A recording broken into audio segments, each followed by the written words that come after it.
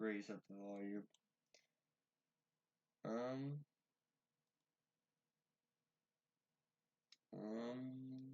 Yeah, I don't know if it's working or not. Let me test it here. Let me see.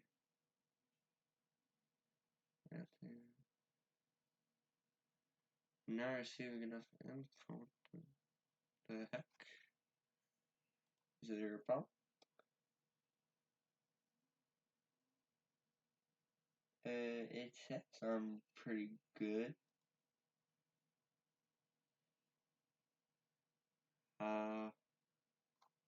Shoot. Let me see.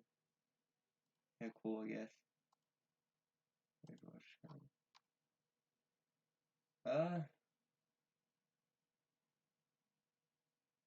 Can't really tell because I can't hear it.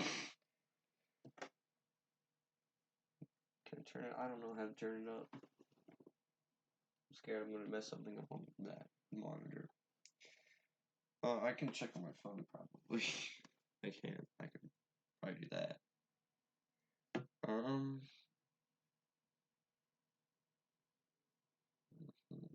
Okay, go here, my channel.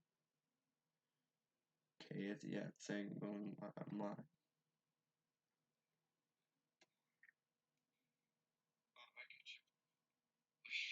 Alright, it's working on my phone at least. I can't really tell on here. I'm probably gonna post this on my Discord.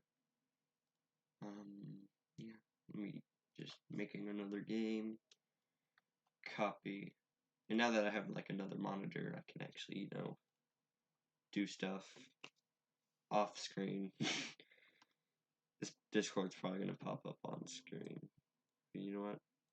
I'm gonna move you to the side and post you on there. I'm just eating up my RAM. So can't. There we go. So here I'm going to go to videos. I'm going to post. I'm streaming now. And that should be pretty good. And so, yeah, we should start to go. So hey guys, I'm streaming right now, as you're probably watching this, and if you're not, you're watching this later on. I was streaming, and I probably have terrible mic quality because I don't have my mic plugged up. And that is because I don't know where that went, because I have just cleaned up, and I probably can find it. I'm not for sure, though. I have no idea where my mic is. So that's not good. Well, I really like the YouTube streaming hub right here. At least I can see what's happening. I lost my OBS. Put that up in the. This just shows how good I'm doing so far. It says I'm doing pretty good. Scene transitions. I could probably just. That's probably useful if I feel like using it. I'm probably not, to be honest with you. So yeah, I think I could just put this in full screen and we should be good. I think we can. So I guess we can start streaming now. I don't see anyone in the chat, sadly. So yeah, there's no one there. I'll look over there every once in a while just to see what's there. Yeah, welcome to the stream. Or welcome to the playback of the stream if you're watching from a different time. So what I'm going to be doing now is I'm going to be making myself a game, and it's called Doge in the Factory. Oh, it's opened up on the other window. So I will show you that. Pull that around here. And so this is the game we have so far. We have some user input just for the name, you know, just for that. And then what I'm going to be working on is the cutscene. Now, if you paid attention there, the Doge did not. He's supposed to go in each of the corners to go here to here to here to here. He did not do that. In fact, he glitched out. So that's what we had. And then this is the actual gameplay so far, which is me talking to NPCs and doing all this. And so I'm probably gonna rewrite the dialogue system because I didn't like how I did it. Because I didn't really, I kind of just did it based off it, and I'm actually changing the dialogue itself, which I shouldn't be. So it really worked. I say it works for temporary to show you what I'm doing. But I'm probably gonna uh change it up a little bit, and that's what I'm probably gonna do it the same way I'm doing the cutscenes. So I have these cutscenes so far. I'm trying to like figure out how to write it to where I can get all the info in here without being super long. At least I'm trying to be. So I have this all cutscenes variable, and I could probably just make this into a file, like a JSON file, and I can do it there. But just for testing purposes, I'm trying to just do it here, so I don't have to mess with file input and all that in Node.js and Node.js because I don't have that. Actually, I do have that, but I'm not well equipped in it. Yeah. Uh, right now, just trying to get this cutscene working, at least to my ability. So I just made a separate project in here. There's nothing there. It's legit a white file. But we can actually do stuff. And also, in about 3 hours, there's a mass movement jam, and I really want to do that. In 3 hours, I might move over to the mass movement jam. And yeah, so I've joined this. 5 people joined. It's not really a big jam. If you want to join yourself, you can. Link is right here, up in this little URL box. But yeah, so I'm going to continue on the Doge game. I'm just going to be referring it to this as a Doge game. How many frames is this? Is it smooth? It doesn't look smooth on YouTube's web thing. So I'm just going to test it here. Alright. Oh, that's actually pretty smooth. Okay. I feel like it's fine. It's saying that you're not receiving enough video to maintain smooth streaming, but I think that's false. So let's get to coding. So I'm probably gonna put this on the dogelore subreddit because that's the game I'm actually making it for. So I'm going to search that up real quick, Reddit, and then I'm just going to go to dogelore. And what dogelore is basically like a subreddit based off of the popular internet meme Doge. And if you don't know what that is, search it up, or actually you don't have to search it up. You just saw a lot of Doges here. And so what it is, it's basically wacky dog do whatever uncharacteristic thing. I can't read this, Jesus. So I might actually post this the video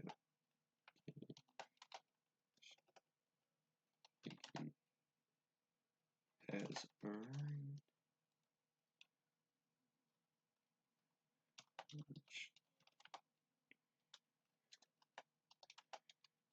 the Doge video game here. I have to make that as a link. So the first 15 minutes is basically trying to get everything correct. Do I have this? I do. Okay, insert. Alright, so I'm assuming if this is against the rules. Sorry. It doesn't say anything about must be dogelore related in some way, shape, or form. I mean, I'm streaming about making a Doge video game, so I would say so. And I'm going just to post this because I'm just saying that to get more attention on the stream because me posting it on, please check the video, which is not, okay, who the frick cares? Alright, it says I'm going good. Well, yeah, so no one said anything in the chat yet. If you're here, please say something in the chat. It feels good for my soul. So now that I have that posted, we can actually do stuff now. We can actually start doing stuff with the cutscene. So I'm just going to get this working. So what we have so far is we have, like I said, we have this cutscene variable, and we have these three things to help run the cutscene, which is the cutscene manager, which just makes the cutscenes and actually separates them into each object, and then actually plays them, and that's just going to be really cool, I guess. So yeah, so we have play ID, and then which is the ID is basically this right here, the demo.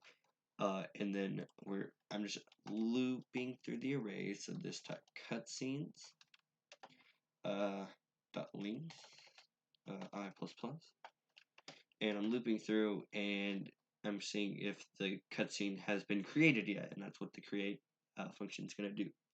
So when we play it, we're going to loop through it and say if this dot cutscenes of I dot ID, because we have an ID, is equal to the ID we provided, then we're just going to play this one. So I'm just going to say play cut scene. And I'm doing that later. Right now I'm going to work on the create, because that's kind of important, because we need to create the cutscene before we even play the cutscene, or you're going to have some issues. So if it doesn't exist, we went through the entire array, and if it doesn't exist, then we're going to say create, or this dot create, because it's a class, this dot create with the ID. And I should also say if it matches, return. So yeah, so now that we have this play, we can actually start working on the create. So in the create, we're basically just going to go through this entire like object right here and just put that into these two objects, and basically make it good. And so in create, since we automatically know that we need to create it, we don't need to do if it already exists, because this is when the only time we're going to create it. Unless I'm stupid in the future and don't know how to use these tools anymore, which I highly doubt. But anyways, so we have create ID, and so in here we're going to say this, or not this. We're going to say let new cutscene equals new cutscene. And in here we need to provide all these things. And so before we even do that, the first thing we need to do is plug in the ID. We need frames, so I'm going to create a new variable called cutscene frames. Cutscene frames is equal to that. And then I need options, which is just right here, so I can actually just plug that in straight up. So cutscene frames, and then all cutscenes. So we need to do all cutscenes, and then the array of ID, which basically gets whatever object is in there. So we have all the cutscenes demos, and then we need to get the options of that demo, or the options of the cutscene, so options. And so that should work. Then we can just say this dot cutscenes dot push the new cutscene. So new cutscene. And there we go. Now if we run this, we can actually open up the console so I can see what's happening. Of course, there's an unexpected token, and so in here, did we even create the object? I don't even think we created the object. We have not. So let cutscenes equal new cutscene manager, and then we can just say cutscenes dot play, and then we know the ID is demo, so just play demo. And so with that, we can actually, load this up anew cutscenes. So if we go into cutscenes, we should have one because it created a new cutscene, and then the cutscene has demo, frames of array, and then options, which is this, which is what we want. And so now the next thing we gotta do is we actually gotta get the frames down. Can I want to see. I want to know if I can live stream on multiple sites. Cause like we have just we can do YouTube, and then I want to see if we can do Twitch. Can we do that? Can you live stream on two sites? That would kind of be weird actually, because then you'd have to handle two types of APIs on how to live stream. Yeah, I don't think we should. I think we should just keep it on YouTube because that's when I actually have a following on. That's when I can actually show what I'm doing to the world because I have 5 followers on Twitch for live streaming Minecraft. So that is probably not the right scene of followers. So now that we have this working, I'm going to back to classes. I'm actually just going to move this to the side because I don't need to mess with that HTML file anymore. So let cutscene frames, and so we need to do the same thing. So we know that the frames, because this is just going to be like an all layout right here. So we know each cutscene has the variable frames, and we can actually put those in there by saying for I equals 0, I is less than all cutscenes of ID, and then dot frames, dot length because the frames is an array, and so we can do that right now. And so now it goes through all the frames, and then we need to make a new frame object based off that. So cut scene frames dot push new frame, and then we need to do this of cutscene frames I dot, and then if we look up here, we need to know what we have. So we have the NPCs and the positions. Oh shoot, we also need a duration. Duration, that's also stored in here. And this is just for storage, it really isn't for that, and I'm just doing that because so now I can actually expand upon that later on. So with this, we have duration, and then we have the NPCs with each position. So we need to go in here, and since we know since we know what NPCs we have, because we said what NPCs we're gonna move, we can just say NPCs and then put whatever is in here. Wait, how would I do that? All right. Okay, so we have the NPCs and we know, but that's an object. Okay.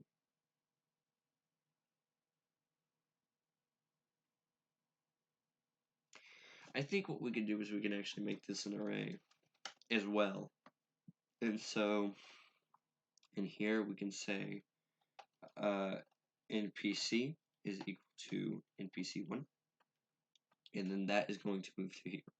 Alright, that makes a bit more sense. And so I'm just going to copy that and paste it here. Say that's NPC2, and say that's 700. So now that we have this little new format, let's just copy and paste it to here. So that's 500, and then 350. So we need to say 300, 500, 500 here, and then that's all correct. So with this, we should be able to actually use this. So NPCs is going to be equal to the array. So in here we need to actually create a couple variables. So let NPCs equal to an array, and then let positions also equal to an array, and then duration, we can just put that in later. So then we could just say NPCs, positions, and then duration. So frame I dot duration. Yeah, there we go. And so that's going to be at the end when we fill all these NPCs and positions up. So it's saying that I'm doing too good. So anyways, so now with these we have to get the NPCs and the positions. So another 4 we should do pretty good there. And is that right? NPCs. Yeah, okay. So we need another for loop, and I'm probably going to use J because J is pretty cool. So let J equal 0, J is less than frames dot NPCs dot length, and then we can actually do that. So I'll get rid of all that, and we can do that in there. So the good news is we can actually probably create all of these. So all cutscenes and then all these in there. And since we know which things are in there, we can probably do that in the cutscene manager and the constructor. Yeah, let's continue on doing this. So with all the cutscenes and the frames and NPCs and all that, we need to put those in the NPCs and the positions arrays. So now that we can actually get this, we can do NPCs dot push. We really need a variable for this. NPCs dot push. Just copy all this, paste in here of J. So frames of I forgot that we're looping through frames. So frames of I. So all cutscenes, it gets the cutscene, then it gets the current frame, and then it gets the current NPC. And then it pushes what NPCs we want. So dot NPC. And then for the position, we need to push the move to position. And so now what we do is move to, and we need to push that using positions. And so now, if we run this, we should get something. I'm not saying it's the correct thing, but we should get something. So no errors, which is a good start, I guess. I mean, I really don't know. So with this, we can say cut scenes, and it has one cutscene, which is the demo cutscene, and then it has 3 frames. Is that right? 3 frames? 1, 2, 3. Yeah, 3 frames. So if we open up that frame, we open up the frames here, we should have a duration of 3, 2, 1, and then 2 NPCs each. So that first one is NPC 1, NPC 2, and the positions are 100, 300. So that is actually the correct stuff, which I did not think is going to work first try, but it did. And so now we can have infinite amount of well, not infinite amount of computers, but a lot of we can put as many NPCs as we want with a duration, and we have as many frames as we want. And so that is all created. And now since all this information is done, we can actually play the cutscene. So with that, I think we can actually do that in cutscene. So actually, I think we can do it in cutscene manager. So now that we have the create function done, I think we need to create the NPC manager, which I forgot existed. So the NPC manager basically allows us to get what NPCs we have, and so we can say add NPC and then whatever NPC we want, which is just pushes it. So this dot NPCs dot push, and then yeah. And then we also need a show. So show. So show is basically going through the entire cutscene list of NPCs. So this let I equal 0. I is less than this dot NPCs dot length and I plus plus.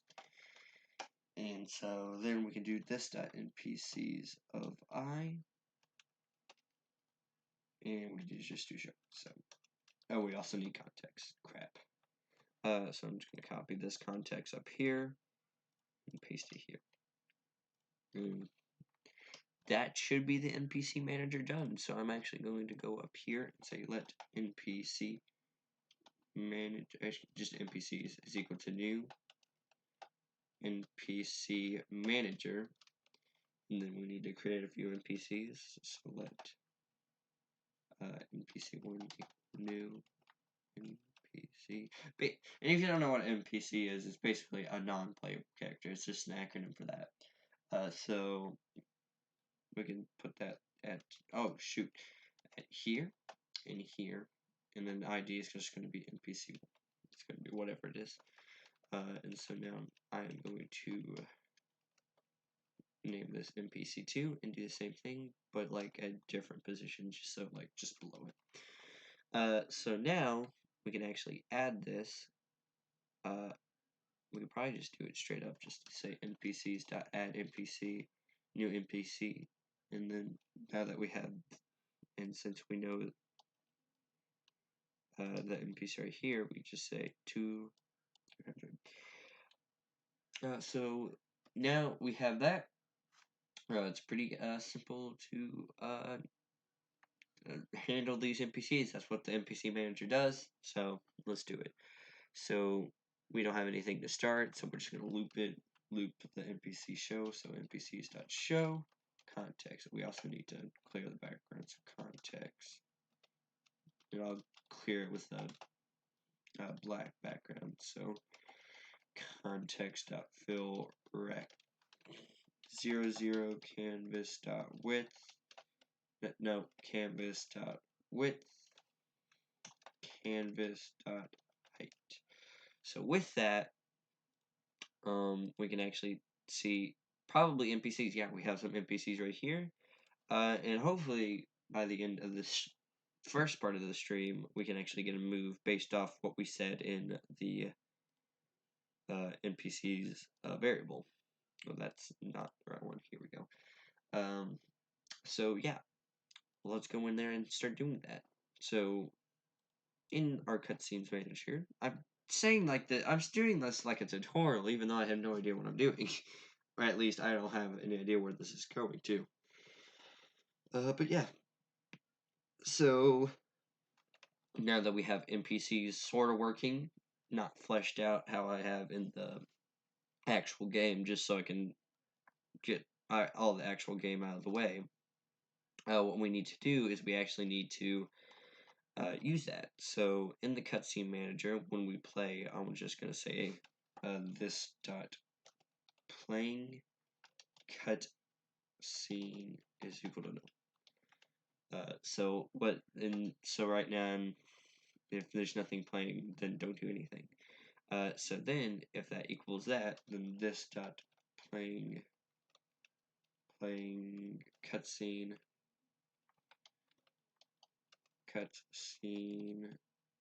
is equal to, well, whatever the cutscene is. So this dot cutscenes of I. And then we can probably have an update function. So update and say if this dot playing cutscene, aka if there's a current one playing, then we play it. So just play that cutscene. And so what that should do is that should make demo the current cutscene. So cutscenes, playing cutscene is not there yet. What the heck? That is weird. Well, so cutscenes.play. Alright, so cutscenes.play. If cutscenes.id is equal to ID, that should work, right? I'm just gonna console.log this dot cutscenes of I. And that's just testing purposes. Alright, so that means, oh, that's awkward. It doesn't even, oh.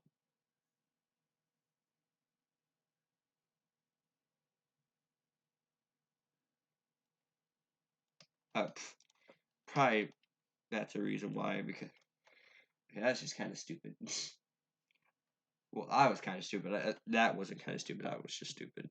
So what happens is that since there's no cutscene, that is, it just creates it and then that's it. Like, it just creates it and doesn't play it. So what we have to do is we have to say the playing cutscene is equal to, well, whatever this is. And so, uh,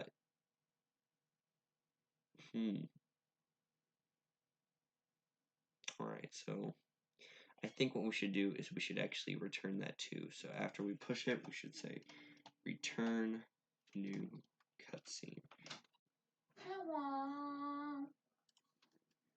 Hello.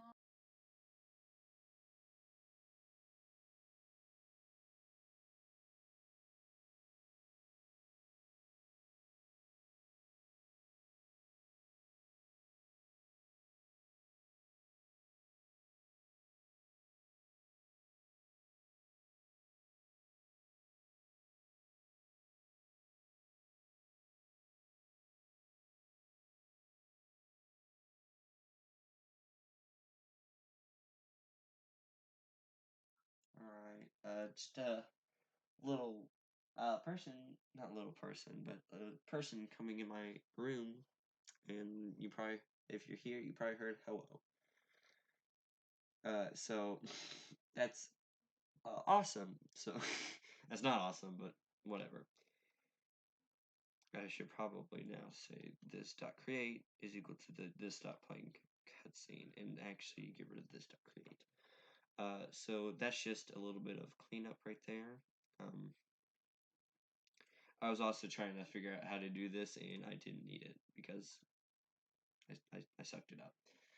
So I'm gonna minimize the OBS back down, and we're gonna try this again. So cutscenes, yeah, there we go. So now it's playing the cutscene of demo, and it's put it in there as well. So that's good. That's correct. That's what we want.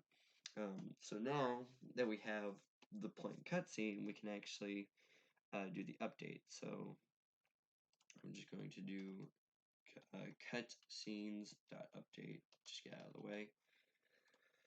Yeah. All right. So with this, I am going to. I don't know. I'm just gonna do something. So now that we have ourselves a plain cutscene, we need to describe it. So I think the first frame. Okay. So when we play it, I want like the first frame.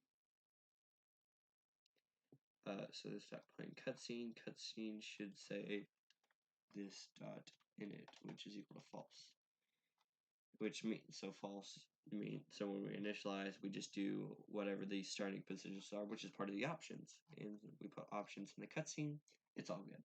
Hopefully, I don't know if it is or not, but hopefully it's good. So this dot playing cutscenes. Is so when we do that, we're gonna say if the not this dot playing cutscene dot init. That means if we haven't initialized the cutscene yet, then do it. Else loop through the cutscene. So when we initialize it, we need to do whatever is in the options, which is starting positions. So as you can see, starting positions NPC1 and NPC2. So using the NPC manager that we created, we can actually set those positions. And so we can do that simply by doing, well, NPC this dot position is equal to that. I'm just gonna have a set position. So set position is equal, or not equal, it's a function. So set position and then a position object. And we're just gonna say this dot position is equal to an object of position dot x and y position dot y. And now, if anyone knows JavaScript, you know why I'm doing this. It's because if you set an object equal to an object, it would basically be the same object. So say you have object A and object B. If you set object B to object A, they're basically the same thing. And if you do anything to object B, the same thing will happen to object A. And so that's why I'm doing a set position. So that way it's independent of each other. I don't want them to be linked to each other. I just wanted them to be independent. And so that's why I'm using the set position. So that would actually cut some of the lines down significantly. And so yeah, so if it's not initialized, then we need to initialize it by saying this dot playing cutscene. And what do I put up here? Using the frames and then the NPCs. Ooh. Okay, so that's another issue. How am I going to initialize the NPCs when I haven't even... That's a bunch of... I think what I can do is I can just, since I have the NPC manager, I think that'll be fine. Because I can just do this stuff. Yeah, I have options. So the first thing we need to do is we need to figure out what NPCs we need to set. So we have the starting positions here in the options, which is what we want. I'm just going to close this out of the way. What we need to do is we need to use the NPC manager in this options to... Well, how are we going to...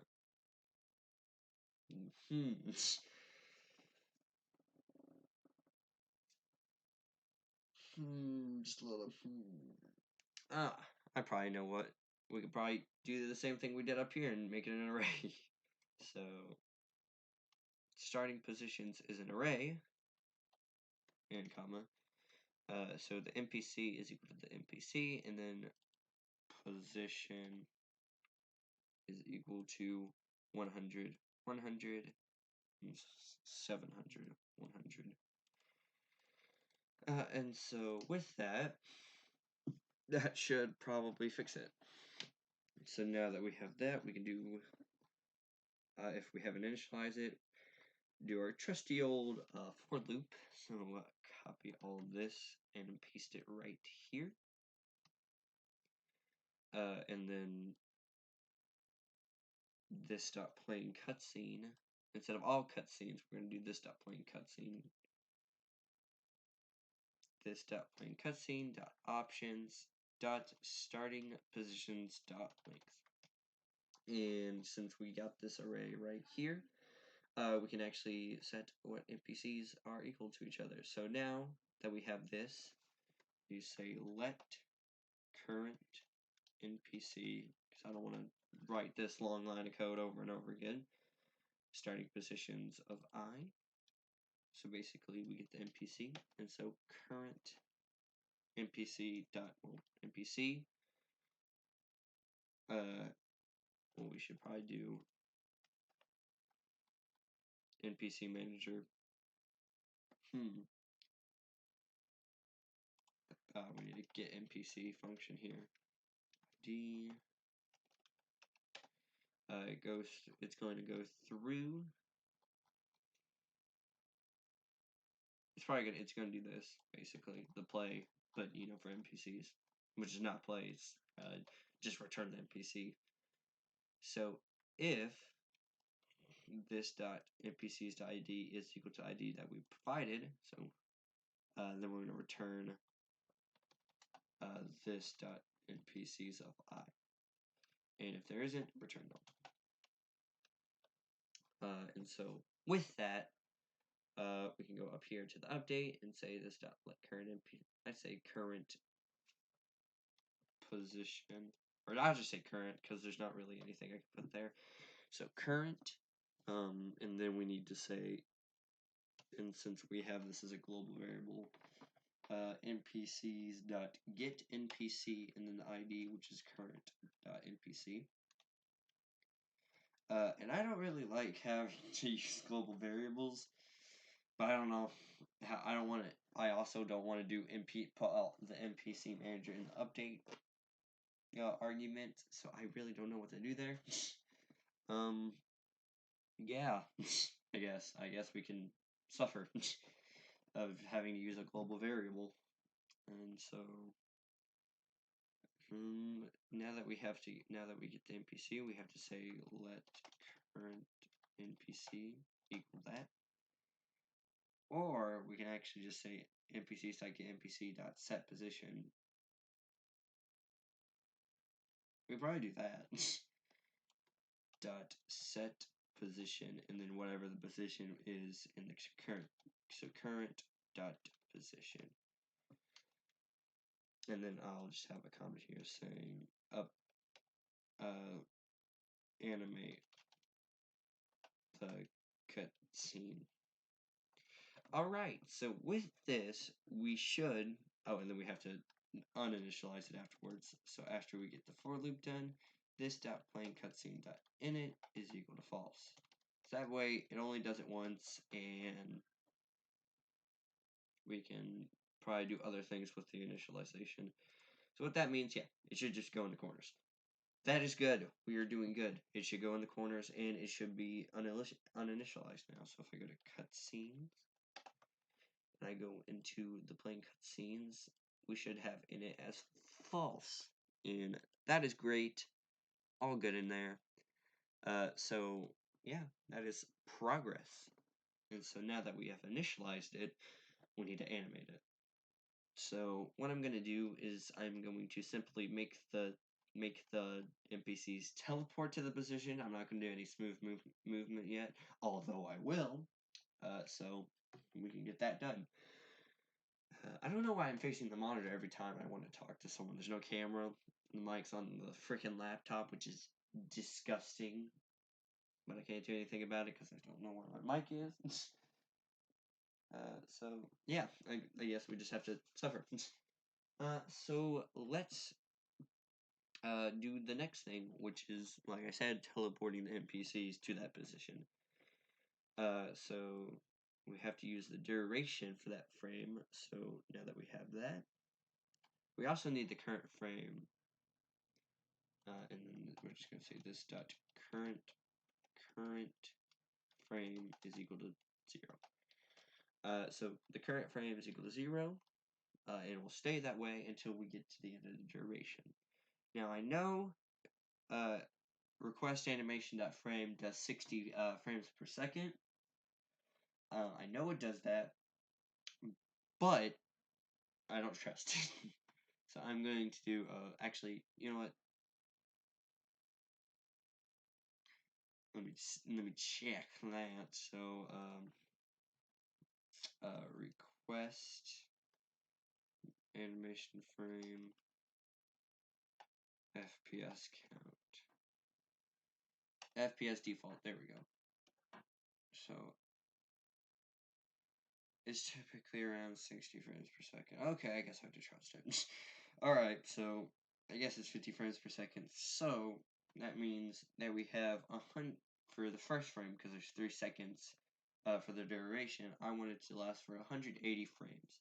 And I know that the update function is going to be called each frame, so I know that it's going to be 180 frames. That's going to be 3 seconds. So I can actually say that by doing cutscene, frame right here. So duration, and then can I do times? Probably do times 60 right here. So that's going to be the duration. So here we are going to say, so now that we have initialized it, now we need to actually play the cutscene. So the first thing we need to do is we need to say this dot playing cutscene dot frames of this dot playing cutscene dot current frame, this dot current frame. So what that does, it gets the current frame that it's playing, and it gets the duration of it. So this dot duration. Oh, just lots of hmms. We also need this dot current, this dot, yeah, current duration is pretty good. Duration, and that's going to be equal to 0 for right now because we don't have a frame. And then we can actually do that in initialize. Actually, we shouldn't do it in initialize.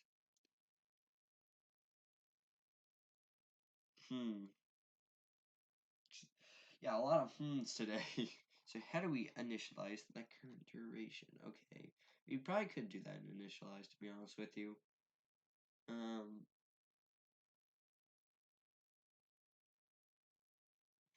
Hmm. To be honest, we could put this initialize into play. But will I do that? Probably not. So, actually, we could do that too. Just a lot of... You know what? I'll do it. So that means in here, before... So now that we have the new current playing cutscene, we can put it in here. And now, what we can do is we can just set the duration in there as well. Good. And so here, we can say this dot current duration, this dot current duration is equal to that, and the duration, which is going to be 180. And with this, we can actually get rid of the init in the frame. Is it right here? Yeah, right here. We can get rid of the init because we don't need it because we're initializing in the play function. And so yeah, so if there's a playing function, now update, just no matter what, it always animates it. It doesn't initialize it either. So with this, we can say this dot current duration minus minus, because we know it's being called every frame, and so when it gets to less than 0 or equal to 0, so current duration, well, we have to have an if statement. If this dot current duration is less than or equal to 0, then this dot current duration, or this dot playing cutscene dot current frame is added. And so that's basically the gist of what we're going to be doing an update. And so then if that current update, if that this dot playing cutscene dot current frame is greater than this dot playing cutscene dot frames dot length, that means if there's more than, if the current frame is greater than that, I think it should be greater than or equal to, because length returns a +1, and so if it's greater than or equal to, then we are going to say that's it. This dot playing cutscene is equal back to no, which is what I think we should do. Which is, yeah, that's what we should do. So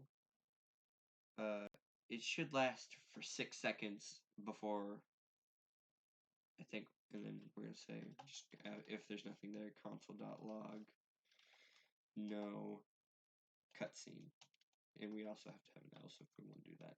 So else console.log no cutscene. So let's go to Doge in the factory. No cutscene. That's not good. It's simple as that. It's not good. Ah. Oh no, I see the problem. I definitely see the problem. Ah, dang it. Ah, poop. This is all I have to say. So we might actually have to put this in the update because it only updates.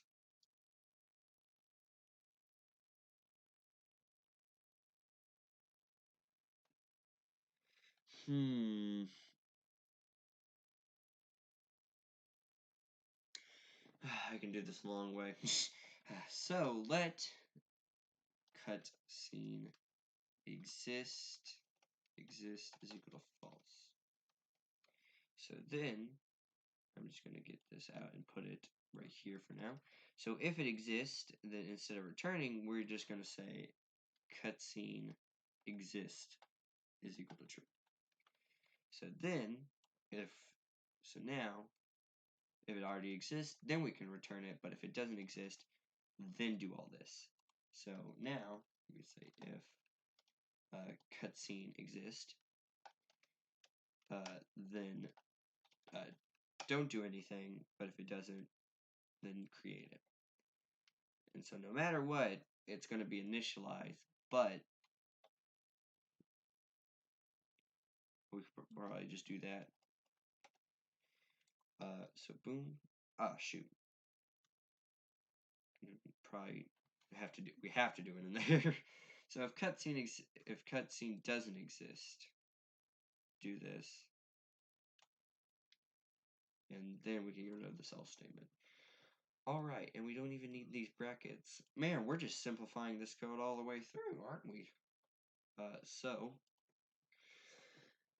if the cutscene exists, it's equal to false. So if the cutscene exists, it's equal to true, and then if it's not, at the end of this for loop, then it's created, and then it's initialized. So no matter what, it's always going to be initialized. That's what we want. So now, if we go in here, it should take 6 seconds before the no cutscene. Yeah, there we go. I don't know how long that was, but it felt like 6 seconds. 1, 2, 3, 4. Well, that's faster. 1, 2, 3, 4. That took just a lot of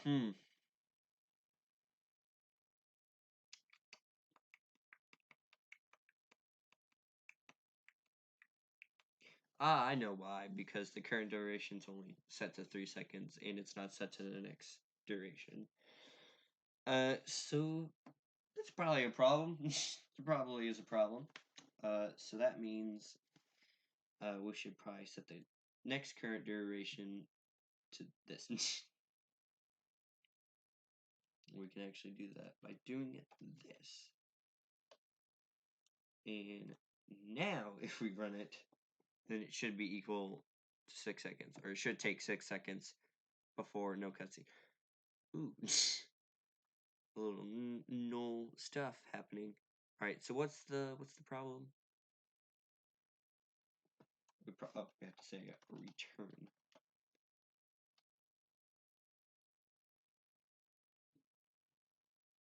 Or we just have an else.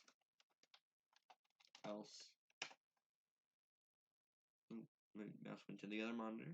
So I have an else right here. Boom. So now it should work. This is really going amazing right now. Excuse me. All right, that felt like 6 seconds. 1, 2, 3, 4, 5, 6. All right, yeah, it's 6 seconds because I can't count perfectly a second. So there we go. We got the it's supposed to be working, and so now we know which frame we are currently on, and it stops when we're done with it. So good news. That's some mighty fine news right there. So now every time we get to the next frame, we need to set the position equal to that position.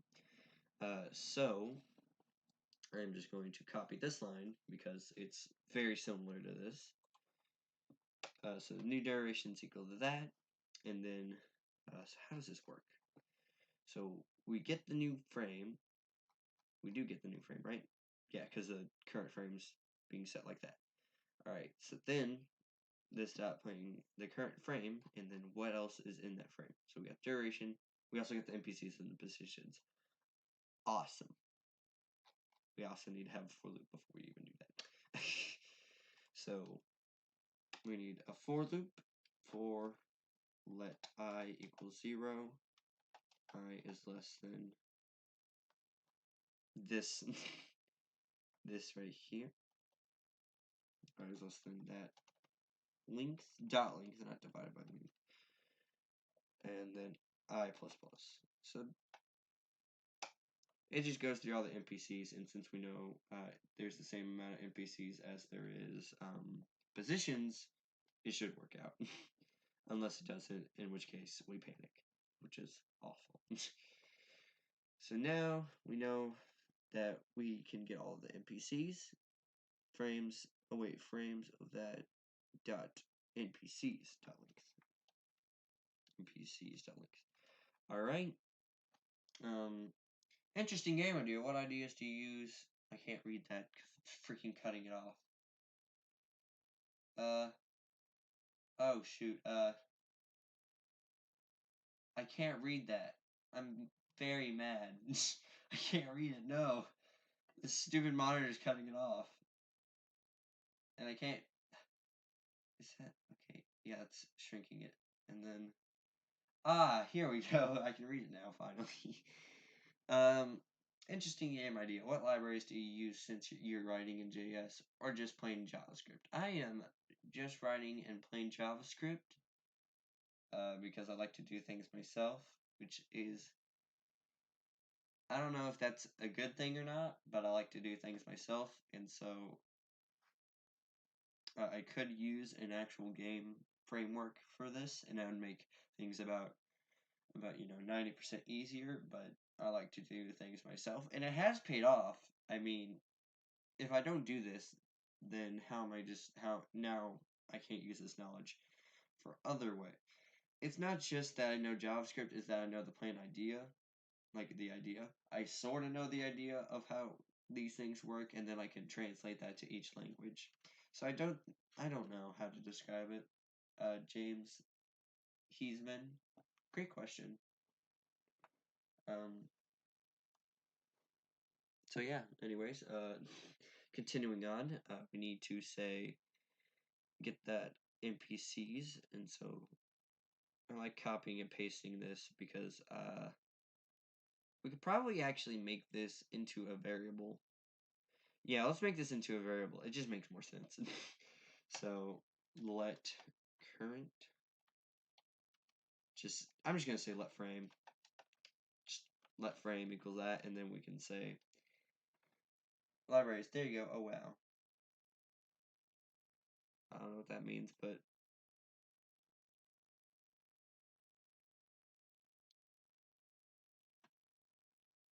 thank you for that question too. Bit quiet there because I'm trying to read that. Um, yeah. All right. So frames.npcs.length. So now I can actually use the frame variable, and which makes my life about 6 times more easier. Not really, but just it. All right. So now what should happen is that we should teleport, and we have to change this to positions. Positions. And so what happened? I personally like to write in C# Visual Studio with monogame. I've tried writing in C#. It's it's okay. It's just C# without libraries is a lot of things without libraries are not really good. Like, because on this channel I like writing in Java and lightweight Java game library, and without that library, I mean, you can't really do what you do. Like, you can't use OpenGL, you can't use any graphics person like at all. You have to use the console. So what I like about JavaScript is that plain JavaScript and well HTML and C like the three web languages is that you don't need any libraries to do a lot of things. Because HTML you got the canvas tag, and you can do a whole bunch of things with that, aka make a game, which I'm doing. But you can also make it with like websites. You can make web applications. You can make a lot of things with just this plain language, and then with the libraries added on, makes it so much easier to.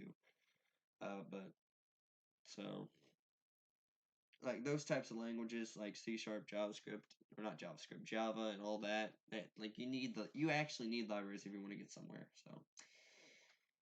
So yeah, that is my opinion. I know you didn't ask for that, but I gave it to you. So yeah, I think this should work now. Oop, I gotta open up JavaScript on this. That is not what I want. There we go. I gotta or not Java. I don't even know what I'm saying anymore. All right, so this should teleport 3 seconds. Boom. All right, that's actually working. Oh shoot, that was actually pretty good. Not really, but it's progress. So yeah, that's what we got. I feel like someone's behind me, but there isn't no one, and I'm just crazy. Well, so that is actually working much better than I expected. So each in 3 seconds it goes down here, and then 2 seconds it goes in there. 1 second, no cutscene. And that's basically it. Now we just need to spice things up and add lots of flares to it, which is going to be the hard part. So instead of teleporting, I wanted to smoothly move to it, and based off the duration and based off all of that. And that's a bit harder to do, because instead of just saying after each ending frame you set the new position, you have to set a position every frame based off of a move speed, and you have to do since we can't really just do the X, and we can't really, we have to use math basically. Yeah, I agree. Yeah, Java, like all those really powerful languages, like the ones that don't have built, because Python is sort of in the middle, because with Python, it's, you still have to have like a lot of libraries, but it's still a bit closer. I've also tried making games in JavaScript. It can be a tough time. I'm not gonna lie. Yeah, it is pretty good, but it is also really tough. So that's just the way it is. So now that we have this, we can actually, we need to set the new positions. Okay. So instead of setting the position every time, we have to set it equal. Okay. Let me. Okay. So we have it. We have to do it outside this. So this dot current duration, and then if it's less than or equal to 0, it increments, and then. All right. I think this needs to be else. So else, move the player, and so, or move the NPCs that need to be moved. And I think this.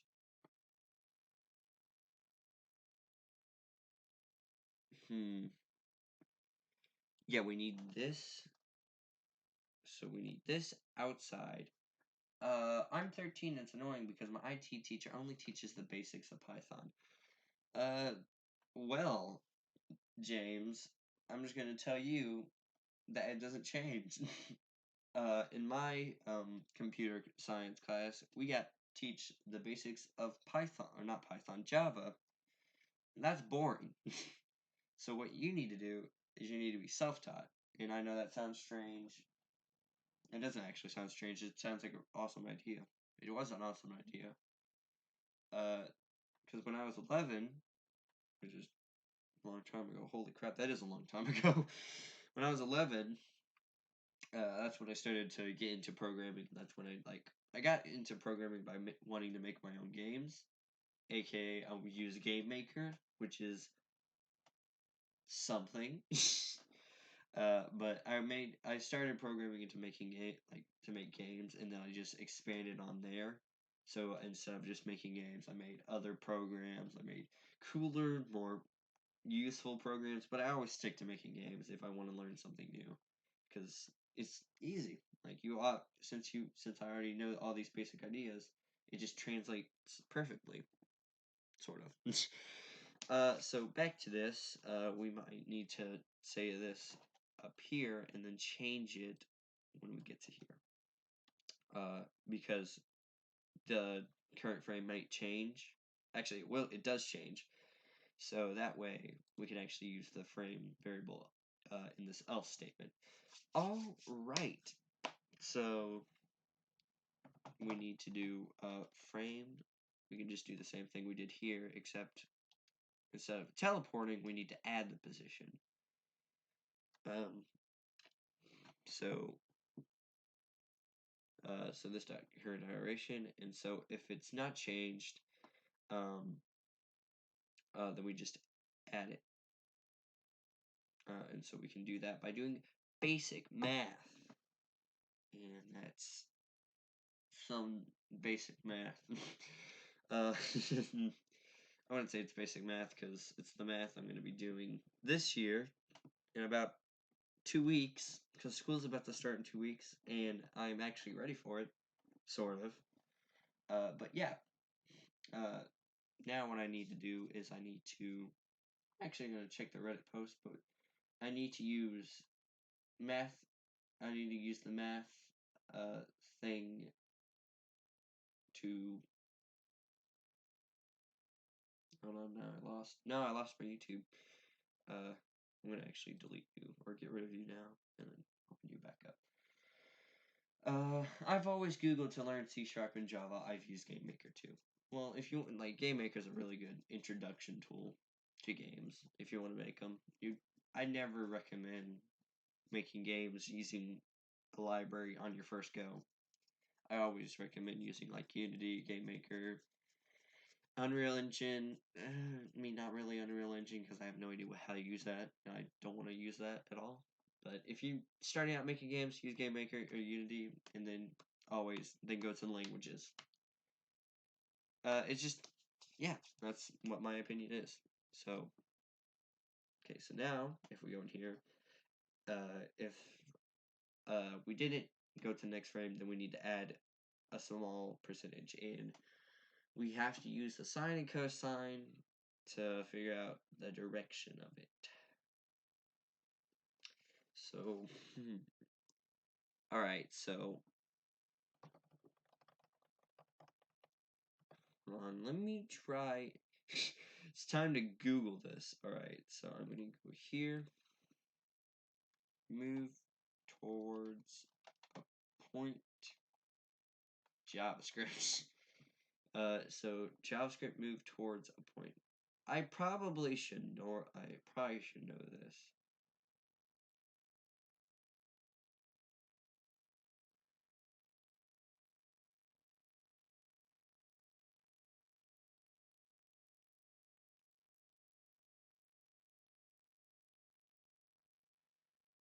Alright. Oh, I do know this. What the heck? What? I do know this. I freaking did this. I did this for the asteroids. That hasn't been released on my channel yet because I've been trying to clean. Clean as in I've been moved. I have moved houses. So that has not been released yet, and it has everything's done with it. It just hasn't been released because I haven't edited it, and it's really easy to edit it because I recorded it all already. I don't know. It's just this is just a little live stream to make sure that everyone knows I'm not dead. There we go. Yeah. So we've been live streaming for an hour, or I have, and then some people have been watching it, getting on and off. But yeah. So npcs.getItPC. We also need to do some math. So we need a couple variables. If I go back to here, we need.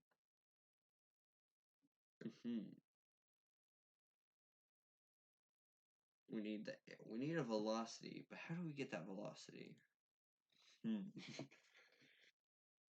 We get the velocity. We know how many frames it takes to get there, or how many frames it should take to get there. And we know that just, oh my goodness, we have to do all that. Ugh, okay, let's do it. Alright, so where am I even going to hold these variables? Because we need to keep a hold of these variables. We need to keep a hold of the move speed and the angle that we're moving to, and then we can use that to add each. I think we need that in the cutscene manager. Yeah, so this dot move speed is going to be equal to 0 right off the bat, and this dot angle is also going to be equal to 0. Oh shoot! I can Snake's Eye Gaming. Hello, and can you add MNGLU Ngluth? I don't know what that is. Ngluth. I don't know what Mgluth is, so if you can please type that, whatever it is, can you please type that, whatever it is? Thank you. If that's a dogelore thing, what is it? You said nice, but I don't know what it means. Help. I don't know. Anyways, yeah, I'm just gonna do all that. So this dot, we can actually calculate that when we get to the next frame, and then when we have to initialize it once we get here. Yeah. We need to actually initialize it before because, yeah, we do need to initialize it. So this dot move speed is equal to the distance, okay, I can do it. So the distance between the current, so the position we're at, the starting position, to the next position is actually really easy. So we just need to do let distance equal, and then math dot square root, and then math dot power, and we need to do what is it? Whatever the first position is, which is this current frame. It's whatever the first position is in the first frame, which is should be right here. So that's the frame dot positions 0. So this, I'm just gonna say let frame let frame equal this.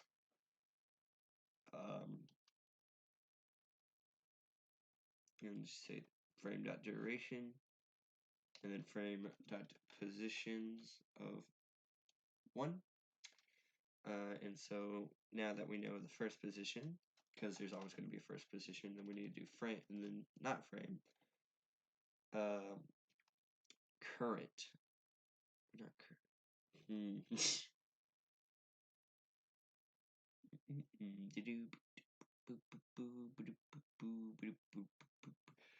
There's multiple NPCs, multiple move speeds, and multiple angles.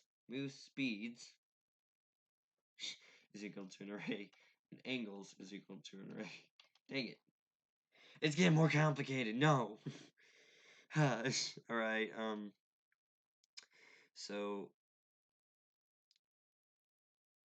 probably should do that in here instead of. Okay, so I'm going to move this into the for loop. So right here. And then move all this before that for loop. Get rid of all this extra white space. Some people like the white space. I do not. Or at least the extra white space while you're coding. I do not. Like I said, it's really annoying. I really like my code to be organized. Code in itself is a work of art, I would say. Looks pretty good if done correctly.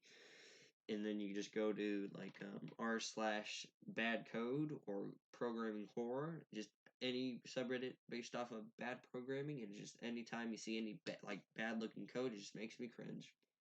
So cool. Yeah.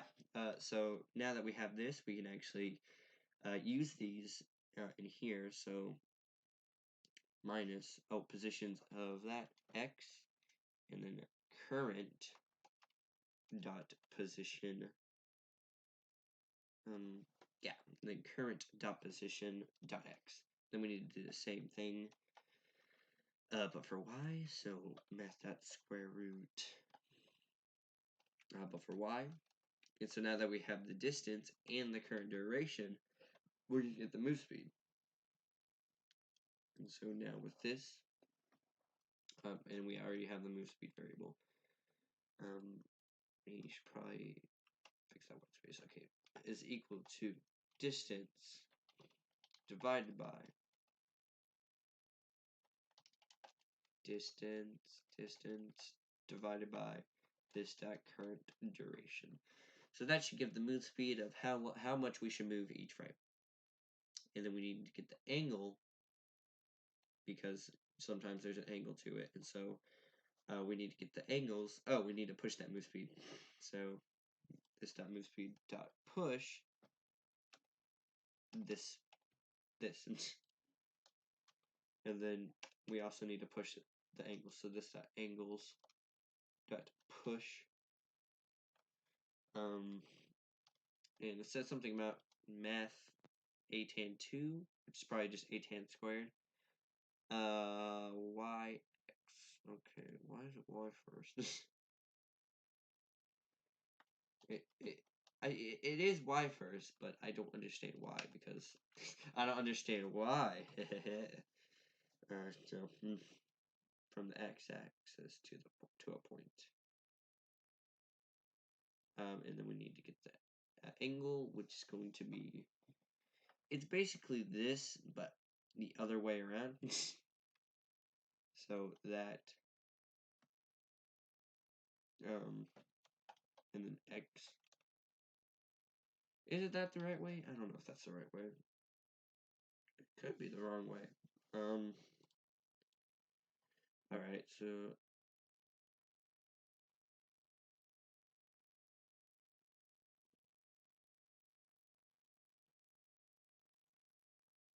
I'm trying to see.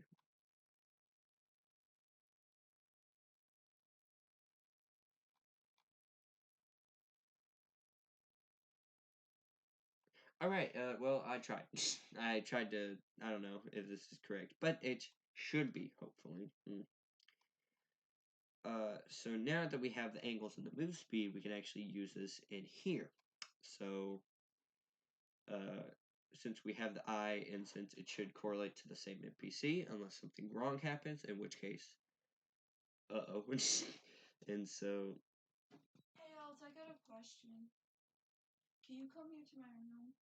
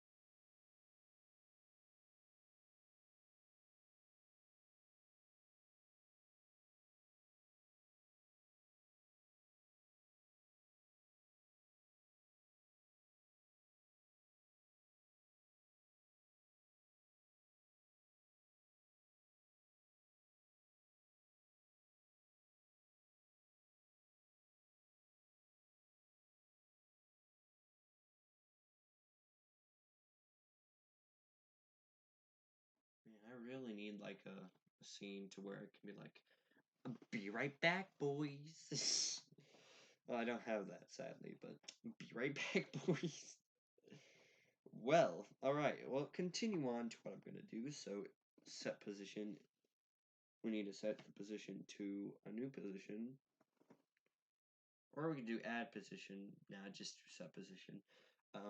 So we need to say let new position equal, what should the new position be? Well, it's an object, and then the X is going to be frames of the NPC dot position plus, is it math dot cosine first or math dot sine first? Cosine angle, okay. So math dot cosine of the angle, so this dot angles of I, which is the first one, and then multiplied by the move speed. So this dot move speeds of I. And I'm going to put this in parentheses, even though I know it's going to be executed first. I want to make sure it's executed first. And same thing for Y, except sine. So Y, so frames NPC, that position, and then sine of that, and then move speeds. Yeah, that should be the new position, and then we need to set that position every frame. I'm kind of expect this not to work, because I tried doing it. This is the same thing I did last time, but I kind of just gave up last time, and I just cannot read push of undefined 96. Push of undefined. Okay, so we got that. Let distance. Okay. something went wrong about. Okay, so I'm doing console.log. Console.log distance. Alright. So now we're gonna see what distance is. It's 0. That's not right. Frames dot positions 0.x. So I'm just gonna actually get lots of console.login to see what's the issue. Frame dot positions of 0. And then current dot position. If it's the same, I'm gonna be mad. It's not the same. It is not. It should be okay. So the distance should be 200. We should get 200. We're not getting that, by the way, but it should be 200 because there's 200 pixels between the starting position and the first frame position. So yeah, that's not working for some reason.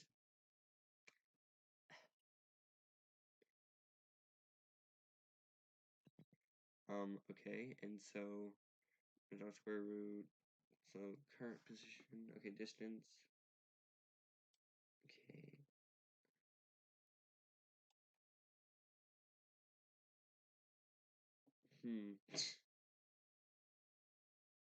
I can make separate variables and make this look dumb, but okay, I'm just gonna do that. I don't like it, but I have to. Ah, I put a freaking comma there. Why did I do that? Okay, I don't have to be stupid. And now I can. So we know that we're getting that, so that ain't a problem. It's the distance that's the problem. Yeah, right here. Alright, yeah, okay, so we got 200. This dot move speeds also. So I fixed a couple bugs. So 200 and then 632. Oh shoot, what is happening? I just see NPCs moving a lot. That's not right. I know that's not right. I can actually check out what the move speeds are, so cutscenes.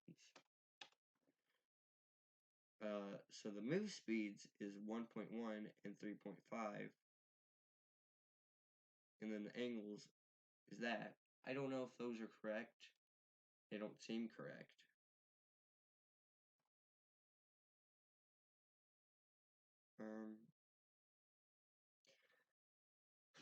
Okay.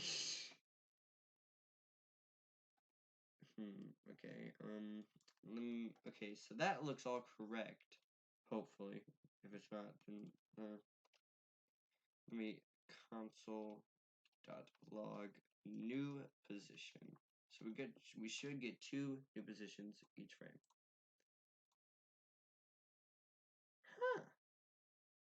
Huh. Definitely a problem. Just,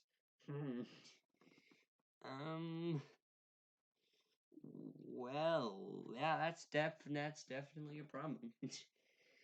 Alright, so what's the X? Okay, so we get the current position. I know this is the current position. I think. Unless it isn't. Which is probably, yeah, it's the current position. Oh, wait, I have to get the, oh my goodness, I have to get the NPC. Okay, so let current NPC equal NPCs. Dot get this. Yeah, that's definitely a problem. Alright, so silly mistake by me. So I can actually just say current NPC dot set position equals new position. So current NPC dot position and then current NPC dot position. Alright, so that should actually work out correctly now. That's also not working because those are strings, and that's not supposed to be a string.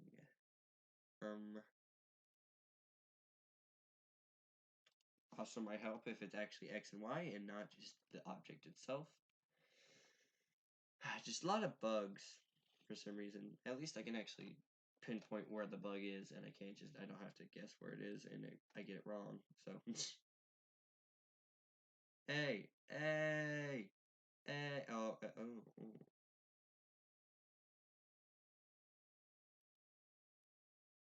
At least it's working. And it's progress. I know this one's working.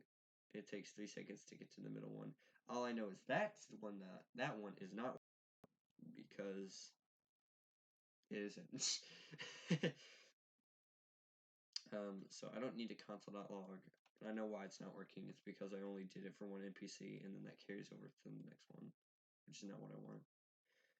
So yeah, I'm gonna fix that. But right now, I'm going to actually fix another issue, which is it's not updating its move speeds and angles, and I know how to fix that. Just it's just it's just how it's going. So actually, I'm gonna fix the one where the NPC is not working. So current is equal to the starting positions. So then the distance is equal to frame of the positions is equal to 0. It should actually be equal to I, not 0. Let's get down to business to defeat the Huns. Alright. I should get music. No, I should not get music. Last time.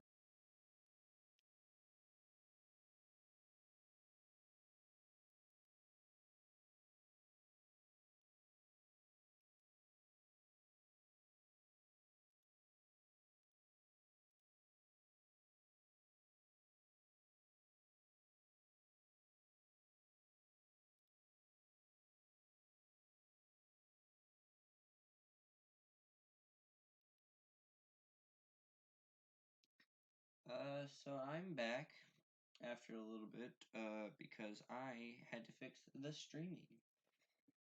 So, I think I don't know how that would be in the playback. I think it could just be a black screen or the guy went offline for like 2 seconds. But like, I'm back. So sorry about that if you had any issues. So I'm back.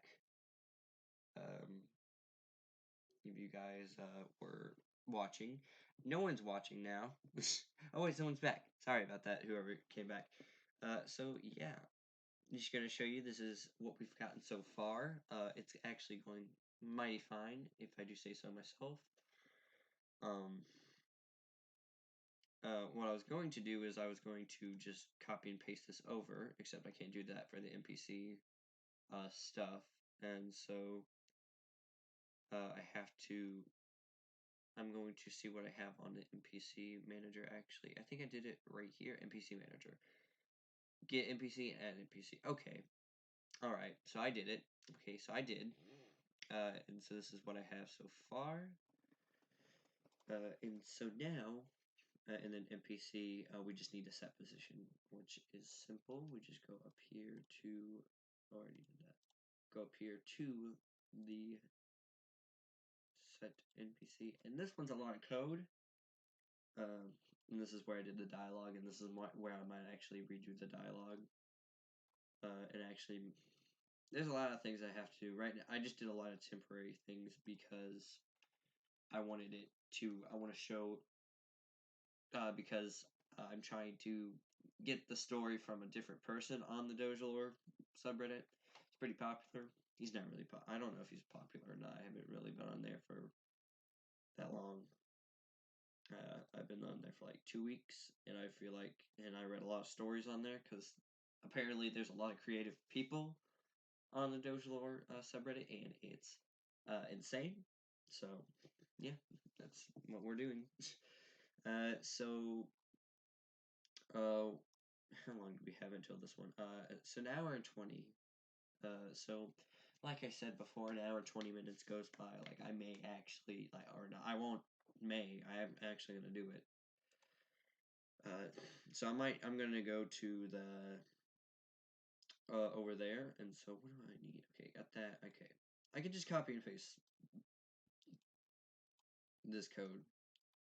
So I get the NPC manager. That works fine. Okay, so I got the cutscene manager, the cutscene, and the frame, and then that's part of the all cutscenes variable, which is in the dialogue. What am I doing? there, there. So basically, just take over this entire one. And if I paste it, and I go here, I think if I press, I don't know what's happening here. I think if I just press enter, menus.next, and then cutscene.play down. Okay. And so I think there's a problem. So if cutscene stop playing,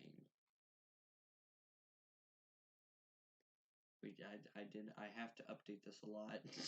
So if not cutscenes dot playing cutscene dot playing cut, does it not exist anymore? Cutscene manager, yeah, cutscene manager does exist. Yeah, there we go.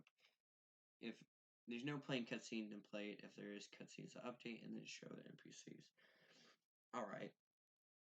And so now what I can do is I can actually, this is what I want to do, and then this is what I have currently. And so this is my plans. If you're interested, this is what I want to do.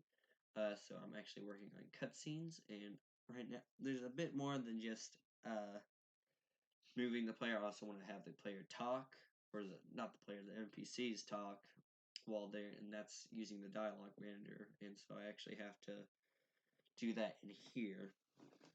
So now that we have this all sorted out, if I play, I'm gonna get error. I know I'm gonna get error. I know it ain't a one-to-one copy and paste. Well, AP, and then yeah, there's an error because it's supposed to play it. If not, it's just gonna go straight to the game. So cannot read property length of undefined. I probably should copy over this thing right here. So I'll copy all that. And I'm going to actually exit out of this because I do not need that version anymore, but I do need this one. So this is the old version. It's a bit less beefier, but now I've made it a bit more beefier with this. So now I'm going to use take doge because now they actually have NPC names and not just NPC1. And then I haven't even used fade in, fade out, but I don't care about that right now. AP. Yeah, it's not working. It takes 4 seconds. I mean, it took 4 seconds. Oh. Yeah, okay. Yeah, that's also a problem. It also changes the NPC's position, which I don't want. I want it to actually not change NPC's position. And I did fiddle with that. So if I go to NPC, we don't need current position anymore. I don't know. But I have the original position. And so after go in here. I'm just going to go to here. I am going to say cutscene. So where is it? Where's the update? Here's the update. So in here, I'm going to say if that's it, then I'm going to put the current NPC in the correct one. So I'm going to say let current NPC equals that. I'm going to say current equals that, and then current NPD dot set position, and it's equal to the current NPC dot original position. All right. So what that does is it basically moves it, and then so it moves it. It's supposed to move it, and I'm supposed to see it, but I don't. But then it's supposed to move it back. I is not defined. 524.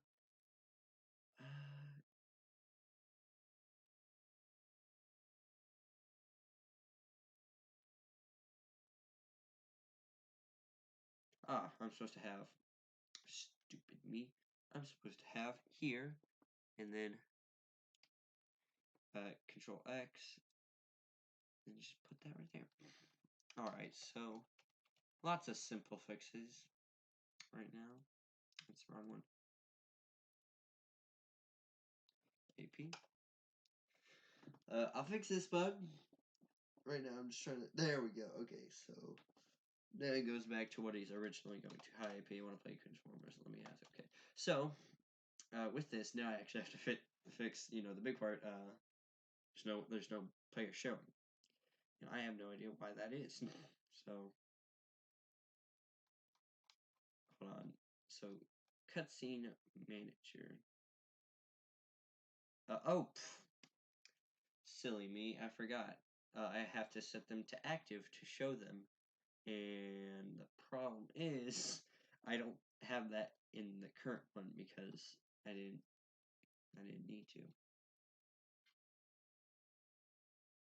So,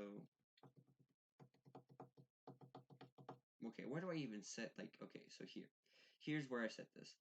So npcs.push, and so that's when I create it, and that's the one that should be active.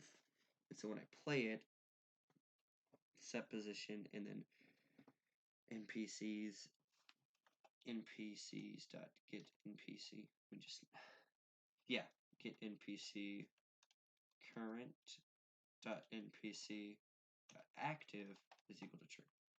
So that means that now it is active and it's set to true. And there's a problem. What is that problem? Something was expected. Yeah, it's there. I didn't. That's weird. Enter name. Oh, yeah, look at that Doge go. Oh, oh, oh my goodness, that took 3 days, maybe? I don't know. It took a while. It took a while because my last post was 3 days ago. So I haven't been working on it for 3 days in a row, but I've been working on it for a while. So yep, that's what we have so far. We have a Doge going in a sort of around the screen. So that is the first part of the cutscene. Sadly, the second part is well, I can make the second part really easy. I can just reactions. So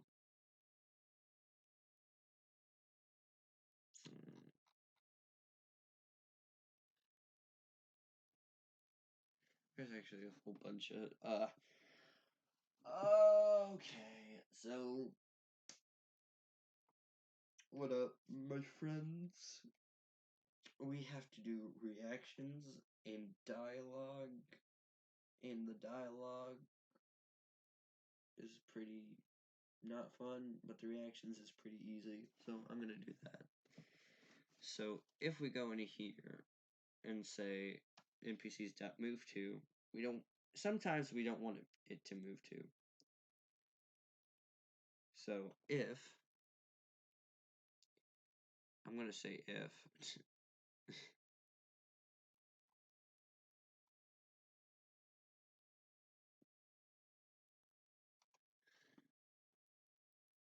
alright, hold on.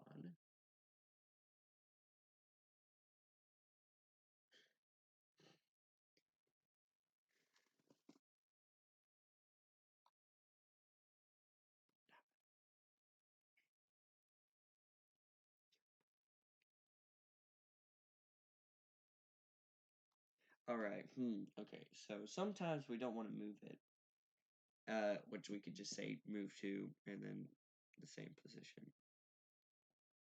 So position, and then move to position. I don't think that's going to be a big deal. Okay, so what I think we should do is in npcs dot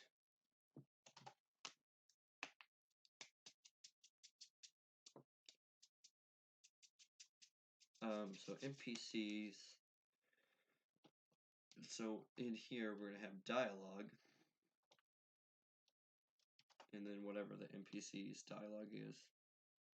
And so we have this as his dialogue, and Take Doge has a sort of a simple, like, fetch quest sort of one. And so what I'm going to do is I'm just going to say dialogue, and I'm just going to say ask to,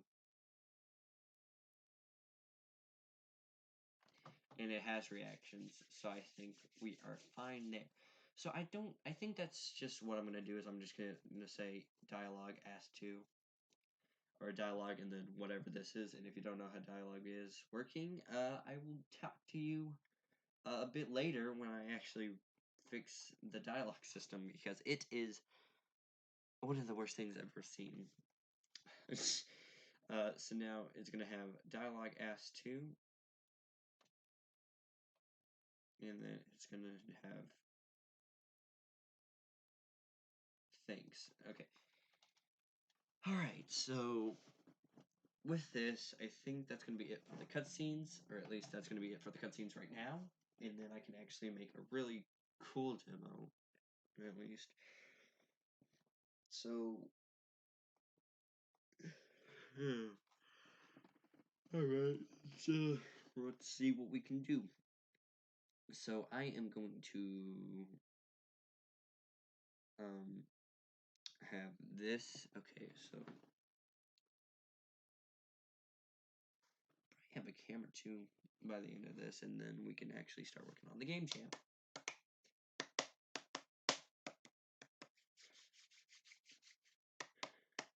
Alright, so now that we have dialogue involved and sometimes not involved,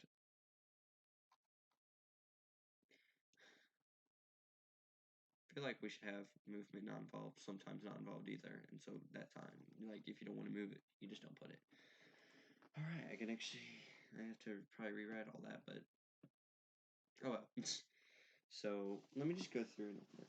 So in cutscene manager, we do play, and so it gets the current one and then does play, and then we initialize that, and then we're going to say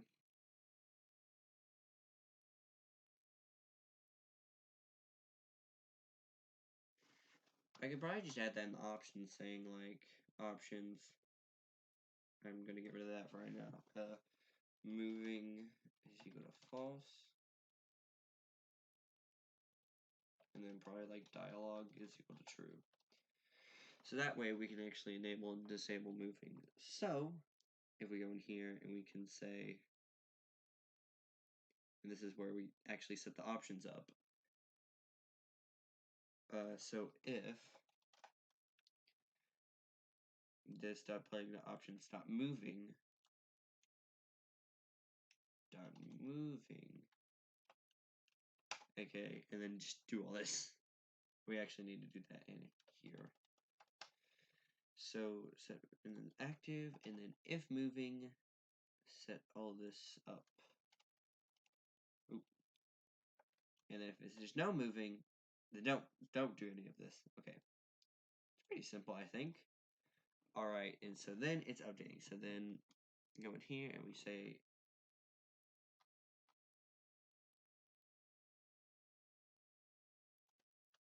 if moving, if moving, do all this. And if it's not moving, then don't do it.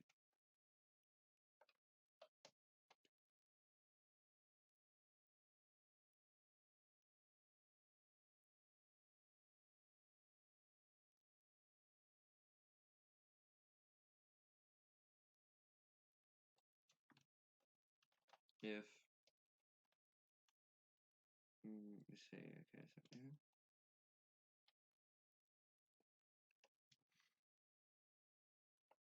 so that way, if it doesn't want to move, it doesn't move. Which means you just stick in the corner for 4 seconds. I think that's pretty good. So that way, if and then sometimes if we want to say moving is equal to true, boom. We got to write my name. Boom, it moves. Now another problem. Say I want to move sometimes, but not all the time. So say I just want to say I want to move here, and then I want to move back. Or don't move here, move, talk here. Move. Well, I am going to have to say if move to exist. So if that position exists, which is right here,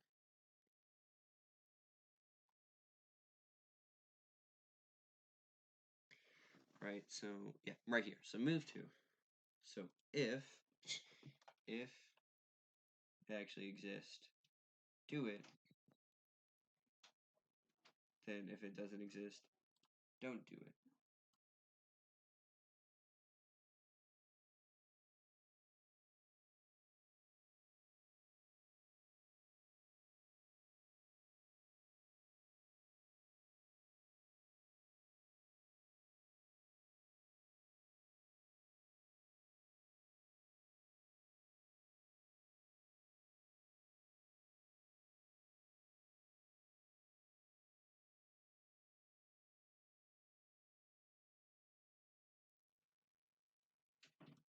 Alright, hello. Okay, so continuing on where I left off, so if move to actually exist, then kind of didn't actually push the position, but if it doesn't exist, then we're going to actually push a new position. It's just going to be the previous position. So that way, if it doesn't move, it just stays there. Frames I -1.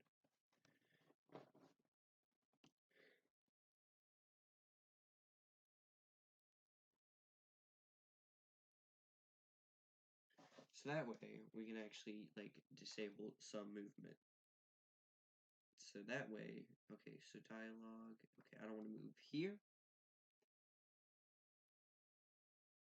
or here. So that way, we're just testing it.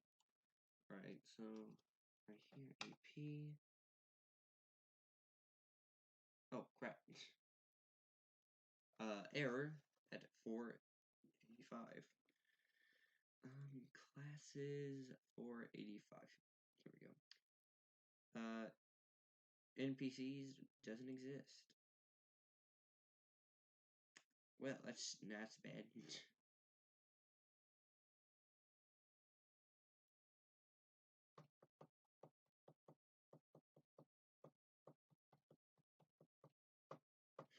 I'm just gonna push null. Null and null. Alright, so not null and null. I wanted just to push one null. Alright, so then we can just do some error or null checking down here. So that's play, that's initializing. And so here we go. So current NPC, okay, so that's set the position, and then it's that. Alright, so that's what we want. So frame dot position is what we want. Yeah, here we go. And we can actually just check here. So if frame dot positions of I, so if it actually exists, then move, which I think is pretty good. So that way it only moves when it is needed to.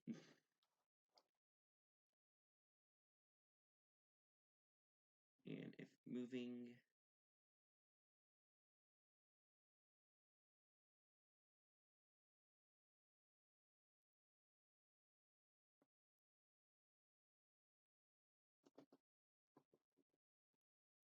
and then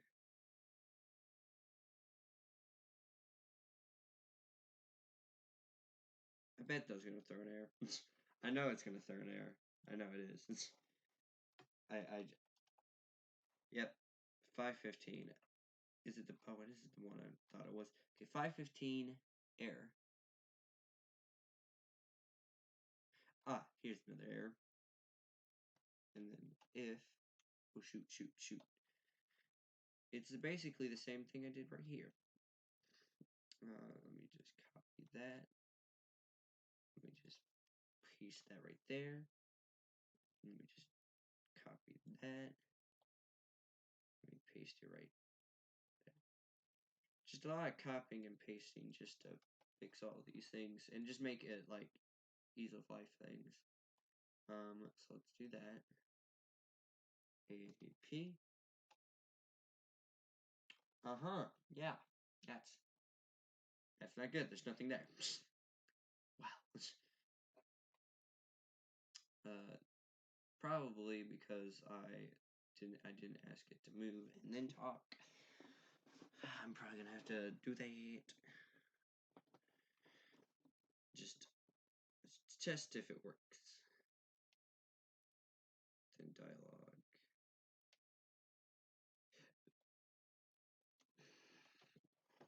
It's probably gonna work now. Okay. AP. Yep. Talk.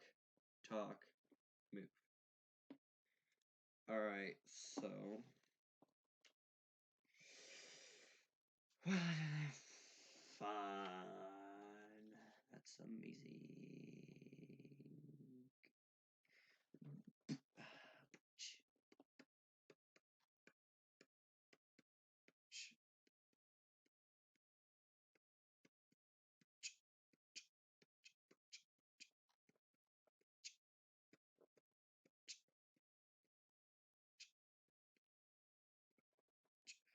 All right.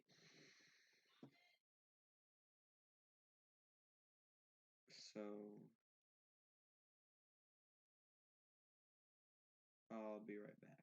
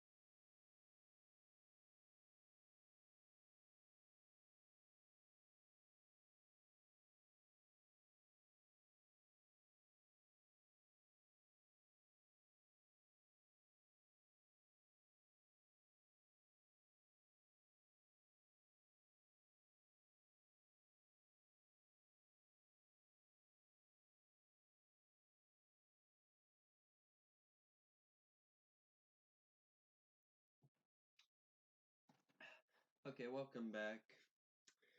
I had to get a drink. And I had to get something to eat because I was hungry. Okay. Right now, what we're trying to do is we're trying to get the position correct. So I don't even know what the problem was. What was the problem? Okay, so P. Okay, we move, and it. That's the problem. All right. So so we move, and then we try to talk.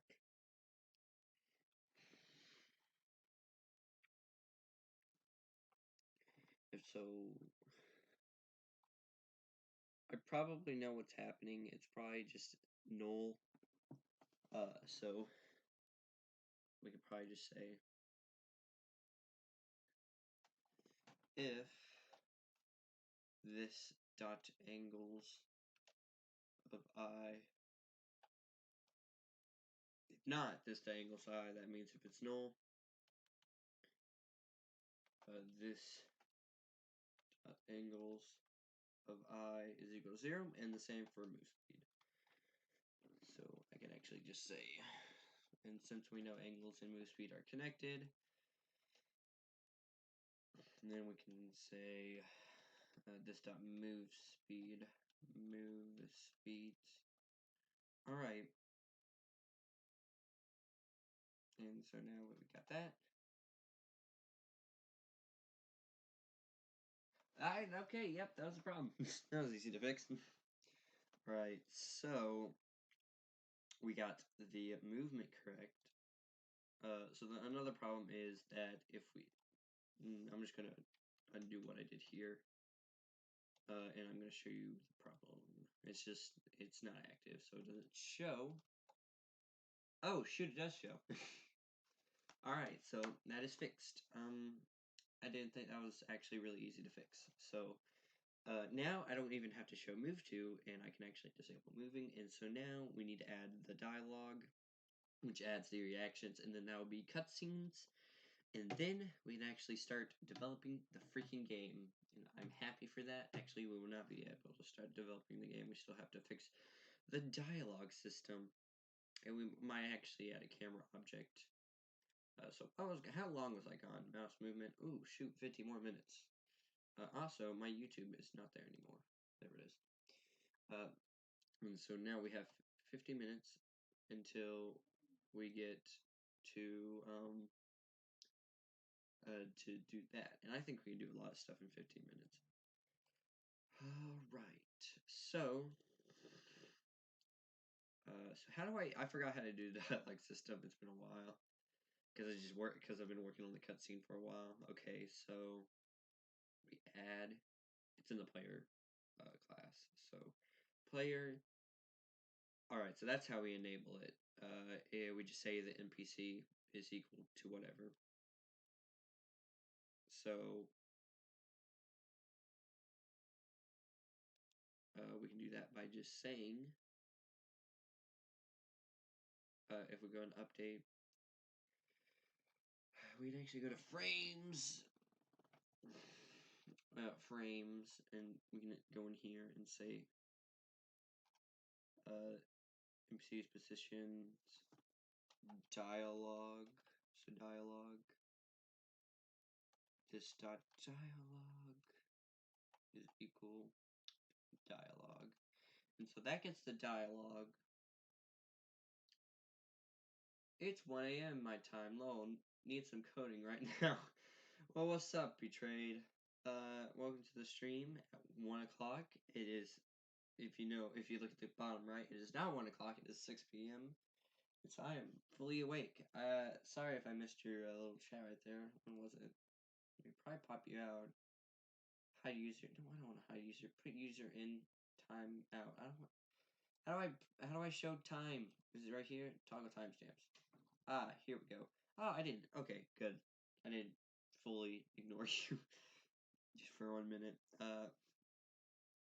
So yeah, welcome me trade. Uh, if you, I'm right now. I'm just trying to make a doggo game, a doge game, not a doggo, a doge game, and I'll show you once I get this dialogue working. So now that we have a new frame and say in we need more dialogue. So let dialogue equal an array, and then add that into our frames. Let's do that. And then we can have this if else statement work for dialogues. Wrong one. Dialogue, dialogue. Just a lot of dialogue. Push it, and if it's full. Alright. So now dialogues. So now that we have dialogue in there, we should be able to use that in our cutscene. So position equals that, and if it's moving and there's actually a position there, then we move it. And if there is a dialogue there, then we say the dialogue. So how did I do the dialogue system? Do I just, oh yeah, I forgot. So if frame of dialogue of I, then we just say dialogue manager dot npc is equal to, is it the npc as in npc or the npc id? Let me go check. That's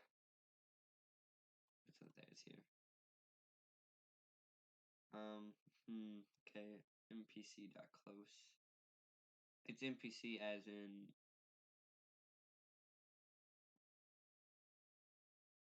is it, I don't know if it's npc the object. Okay, so it's npc the objects. So you do npcs dot get npc, and then frame dot npc I. NPCs of I, not NPC of I's. Whenever I say, oh wait, is it current dot NPC? What is current? It should be, let's just do current dot NPC. All right, so that should get the current NPC, and it should do some dialogue. I don't know how bad the dialogue will go. Hopefully, not bad. All right, so enter your name. Yeah. What are the reasons that you use Visual Studio Code over Intel, whatever? You just need an opinion from another dev. Well, I don't know.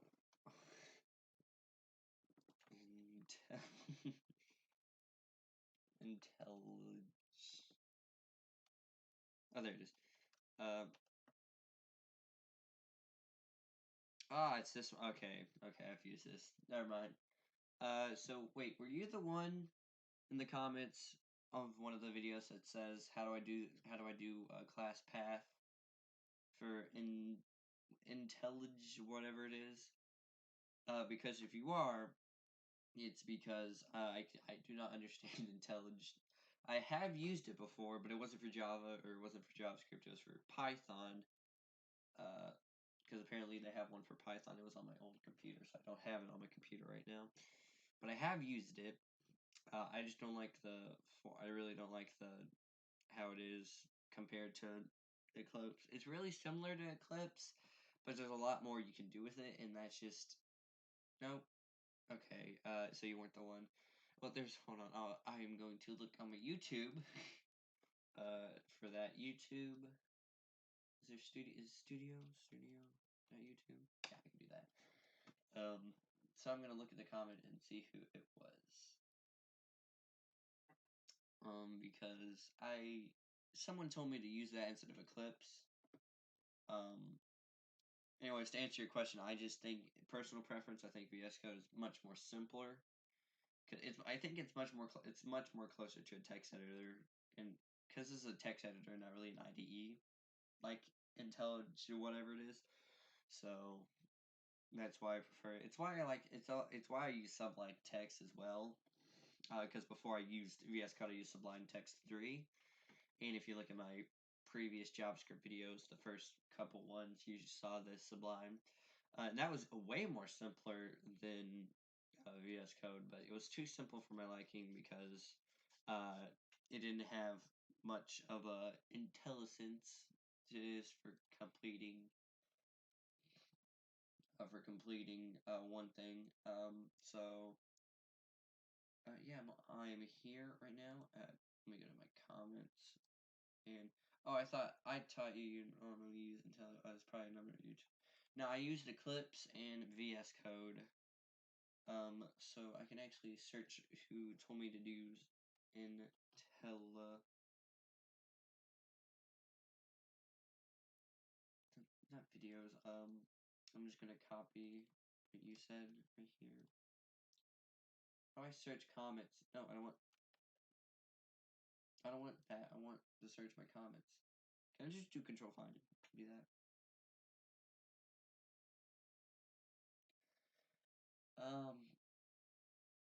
I'm trying to see. Um, oop, let me just see. Oh, that's a lot. Okay, show more.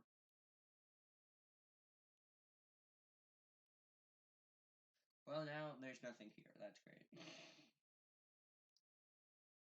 So I don't think I knew it was someone who was asking me to do a different IDE, and so that's not what I did. So, anyways, so yeah, I just like VS Code because it's simple enough to where you can easily understand it first time use, but it's extremely like you can do a lot more things with it than most text editors. It's like a really advanced text editor.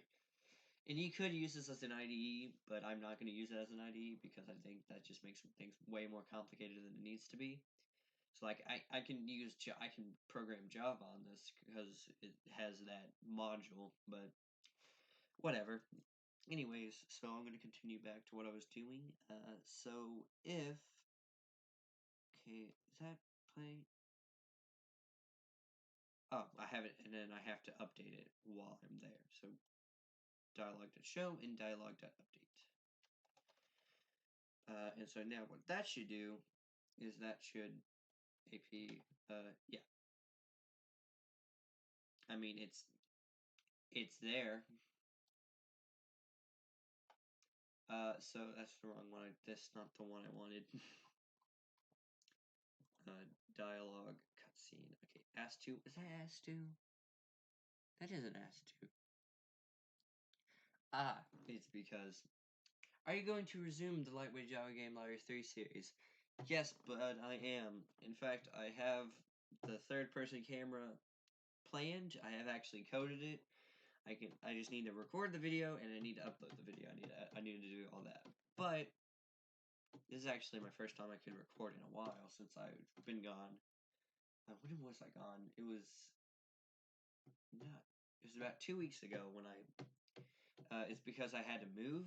I'm currently at a different house and I'm going to be moving a bit more because it's just a temporary house for right now until we can get our current house sorted out, or the house I'm going to be living at sorted out. So that's what's happening. We're just moving right now, and and also I've been on trips, so that's also taken some time out. I was gone for a week for a game development camp. If you were on my Discord, you probably would have seen what it was. But yeah, I was at game development camp for a week, so that kind of took out a chunk of the 2 weeks I was gone, and then that one week I was just gone because moving. And so I'm going to return to Lightweight Java Game Library. Uh, it's just right now I have a bit of afraid, and now that I have like an afternoon to myself, I can and I've been working on this game on my pastime, like because I have a few like I have an hour a day or a couple hours a day to work on um stuff, and this is what I worked on because Reddit. Yeah, that's basically how it's going. Okay, then take your time. Well, thank you for that, E-Trade. I'm probably gonna do a few more video. I'm probably gonna return to videos this week, maybe later this week. Not in the beginning of the week because I'm still busy. Um, but it's just eh, school's starting back in 2 weeks, and that's gonna scare me.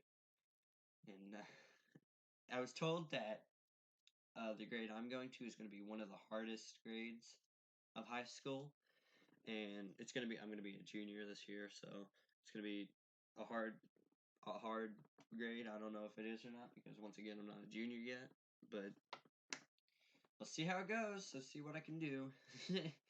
Anyways, so there's probably an issue here because I am not. So I've updated.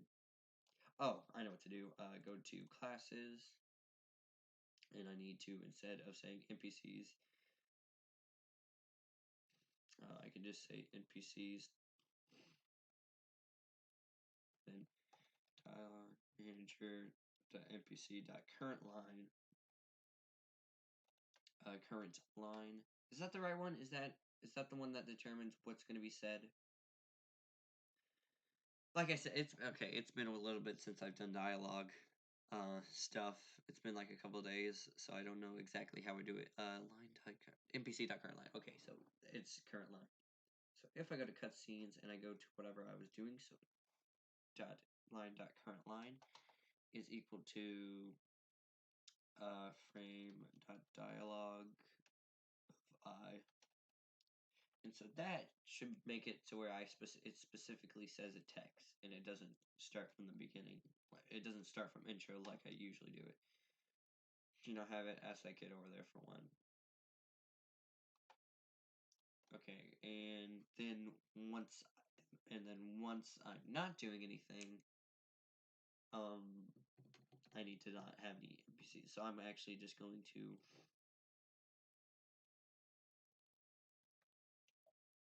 just say else is equal to null. So that way, if anything, and then I need to say the same thing for when I update it. So, and then right here, and that should be good.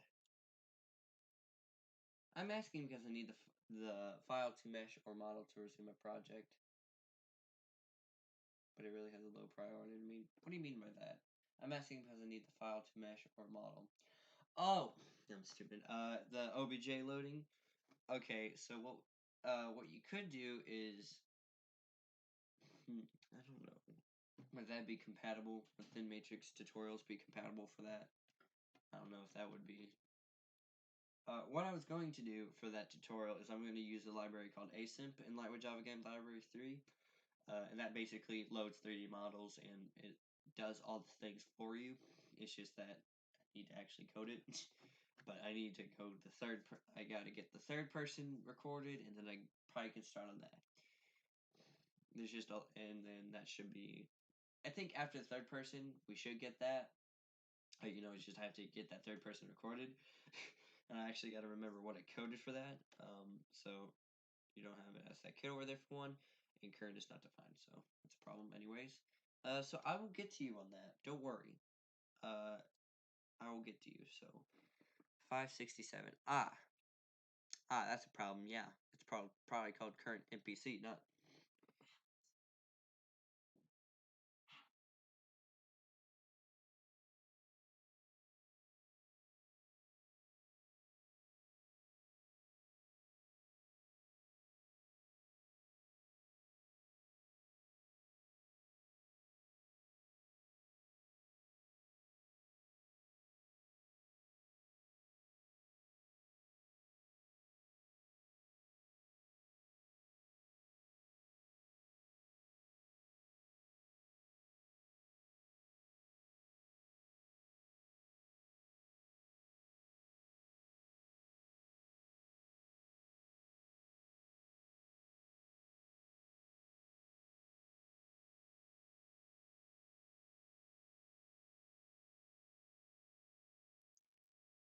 Okay, I'm back. Just had to do a bit of a thing. I already looked at async, but I didn't know how to implement it inside the model slash mesh. It's not really inside the model. It's like its own separate thing, and then once you load that, it loads. It creates a model slash mesh. It doesn't really. It does not. It's not part of that. It's a separate thing that creates a model slash mesh. So that's probably a separate class if you want to do that. There's a book. There's an online book, an ebook, whatever you like to call it, that helps you with lightweight Java Game Layers 3, and async is in that book. So if you're really desperate, you can probably just try to figure out how to add that into the project. Oh, it's getting cold in here. Holy crap! I gotta close the door. It was all snuggly in here. Now the door is wide open because I had to do something. So yeah, I think that's how you would do async. I haven't really looked into it too much. I mean, I have because I had to at least know what I'm doing, but I haven't like figured out how I would add that to the current tutorial. So yeah. So the NPC is equal to current NPC, so I don't even have to do that. I just have to do that. And okay, so if I do that, you don't have it. Ask that kid over there for one, and then okay, it doesn't update. And there's a problem. I cannot do anything. That is not good. So, yep. Well, shoot. You don't have it. Ask that kid over there for one, and I'm probably gonna have to, like, restart it. Like, just say dialog manager is equal, like, just equal to null. Dialog manager.npc is equal to null. And then set the current line to intro. Yeah. So, dialog manager. So, .npc current line is equal to intro, because it's usually intro, and then it's also equal to null. So if we do that, you don't have it ask that kid over there for one, and it doesn't update, and then cannot set property current line of oof. Cutscene. Okay, 549. So we're here. Wait. So where's the? Okay. So it looks like NPC.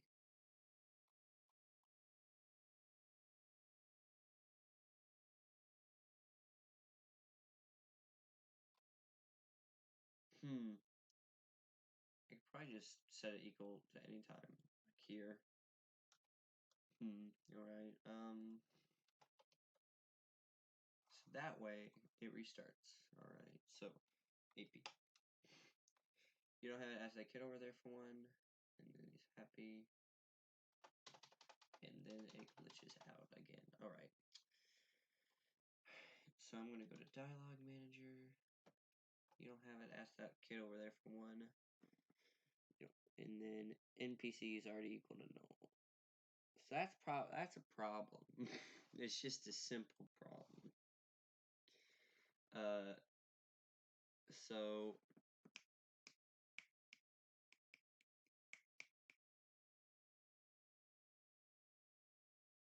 I don't think setting it to null is probably the correct idea. I don't think that's the right way to do it. I think what we need to do. How does it disable it? Well, it sets it sets itself to null. Yeah, it sets itself to null, and then that's it. And then if it's not null, or if it is null, so if it is null, where's the so yeah, here. So if it is null, then it won't do any of that. So and then right here is when it says also this NPC equals null. Well, that's what I'm doing here, and it's saying it's an error, or wherever it is. Here it is.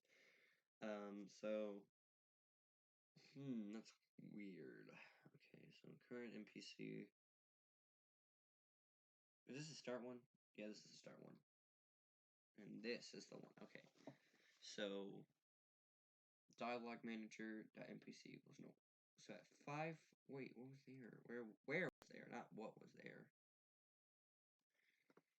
And oh, there is no error. It's just that it's not working.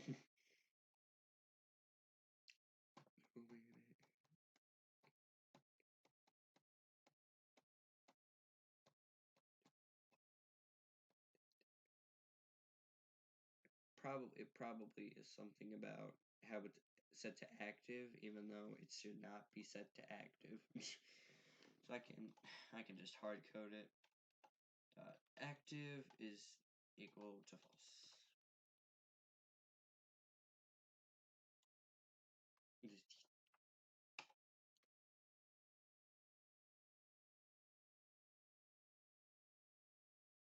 And now it's stuck in a reaction, so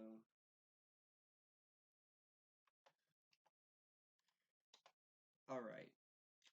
Uh-huh. So I mean, this is so sad. Me, 14 years old, stay up near. I can't even freaking read. This is so sad. Me, 14 years old, stays up till 1 a.m. nearly every day in his summer holidays to code. Dude, you have nothing to like. It's totally normal. You could. I usually stay up till if I'm really busy, stay up till 2 coding stuff. I think my record is 5. You do your best coding at night if you don't know. Just if you don't know, that's the truth. You do your best coding at night. And your best coding at night is probably using a dark theme or you're blind. You're probably blind by the age of 7 if you're coding by with a light theme. Even if you weren't coding by the age of 7, you were already blind. So you just so it's normal. It's normal. So yeah. Anyways, so dialogue manager. And what if I just set that? I've restarted it. Not dialogue. Dang it. Right here. All right. So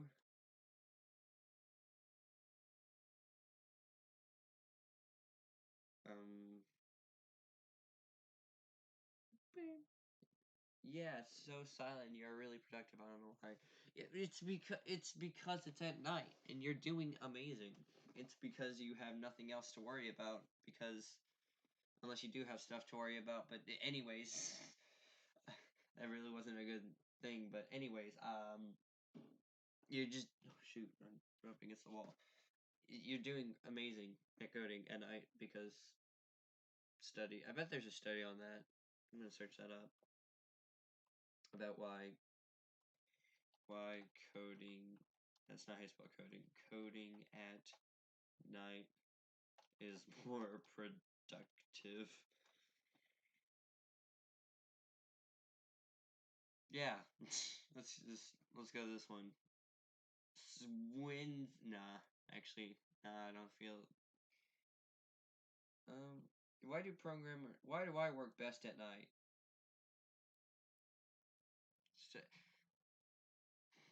I don't feel like this is a good study to. I'm gonna read it. It's like I want an actual study, but I'm gonna have to get it from a freaking credit card. Night owls have higher IQs. Ooh. No. They're more creative. They're prone to be risk takers. They make more money. They attain extra brain power that early birds lack. They are more capable of building genuine social networks. I feel like this guy just wanted to feel good about himself because he's staying up till 3 a.m. doing whatever, and he just wanted to feel good about himself. I don't feel like I don't think this is the actual article. It's just really funny though. Other famous night owls include Charles Darwin. How do you know that? IQ plus plus. Winston Churchill, James Joyce, Marcel Proust, Keith Richards, and Elvis Presley. How do you know these were night owls? Like, did you stalk them or something?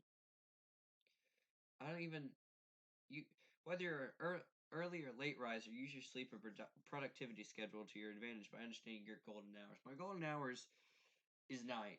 Is basically is yeah. I don't think this is the correct article. At least I don't think it's a true like I don't. It's like saying that if you stay up past 10, you're Albert Einstein. But I mean, I don't know why. I want to study. I bet if I actually go looking around the internet, I can find a study, but I'm too lazy. I'm not too late. I'm too lazy to do that, but I'm not too lazy to make a freaking game. Anyways, so let's continue on this trip of roads. Yeah. So, I'm trying to think. Um, okay, so what was the issue? I was kind of distracted. So the issue is okay. So say the name. Uh, okay. So the name. Okay.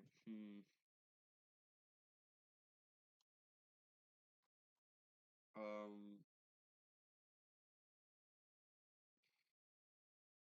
I think it's the order I did it. I think it is the order I did it. Wait, where's my? There it is. Cutscene. Yeah, it is. I think it's the order I did it.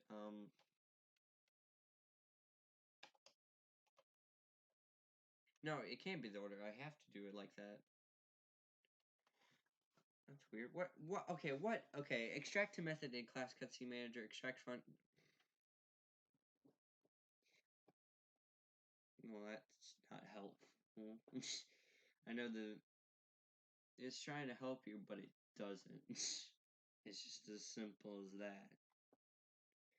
Anyways, um, for some reason, my internet is doing good back here, except when I play any game and then it starts to not say, it starts to die.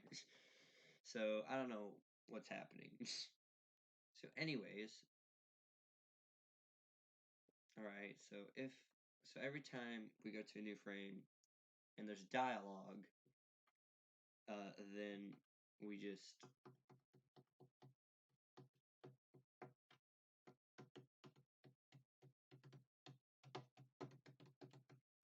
okay. So, if there's dialogue and we go to a new frame, it makes that the new dialogue. Sorry. And if there's no dialogue, then it gets rid of the dialogue and it clears the dialogue stuff. Yeah, I really don't know what's the problem here. Reactions are working. I can already tell you that. um, I don't. I just think that the dialogue manager wasn't meant to be used outside of the dialogue manager. So I'm just gonna have to deal with it. So dialogue manager dot npc dot reaction is equal to 0 because I know that's a problem. Dialogue manager dot npc dot reaction is equal to 0. That's also because it always sticks in that big old face and I don't want it to. That's the kid over there. Yeah, okay, yeah, it works. Yeah, it works. Okay, so the reactions works. It's just now the text doesn't work. And so what is the text? How does that I know there's a process. It's in the NPC, isn't it? NPC. No, it isn't. So update. Okay, so it's the dialogue that current line. Oh, I'm an idiot. There's processed. Did you see my message above? If no, try looking at live chat or top chat.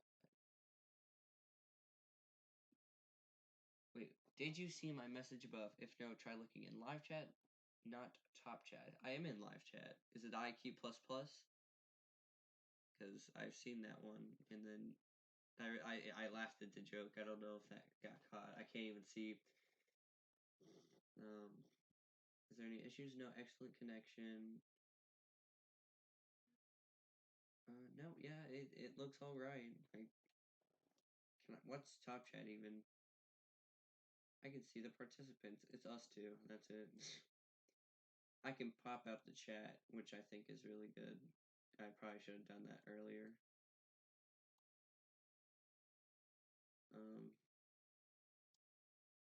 cause I could just put you in the stream. Hey, yeah. I'm just gonna actually restore it. So restore chat. Yeah. All right. So I seen the IQ plus plus. I don't know if that was the one you're talking about, but I seen that one. It was a link about this right productive thing. Yeah, I did not see that. I did not. No, I did not see that. And I'm in live chat. How do I even go to top chat? Is that even a thing? What's this? Create highlight video. Share. Live stream settings. No, I did not see that. Well, that's kind of awkward. Well, shoot. Anyways, so yeah, I did not see that. Try posting it again on the chat. Anyways, so how does the current line work? Okay, so if I go up to dialogue manager, okay, so current line is just a string. Right.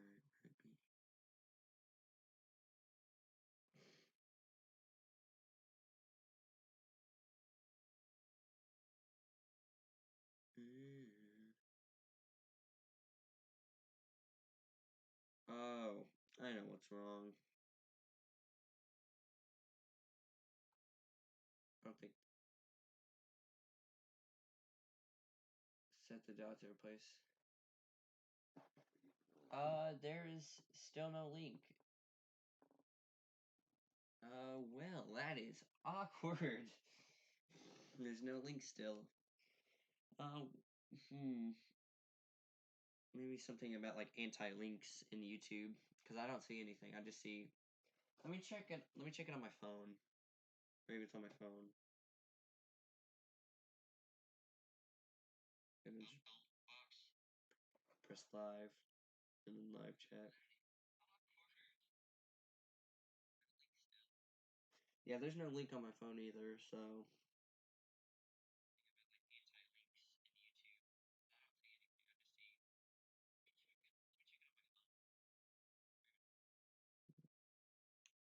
Well, no, that's basically what I did. So, anyways, yeah. So I did see it. Hmm. Now, going back to this, it's something about process that's wrong. It's probably like dialog.mpc.processed.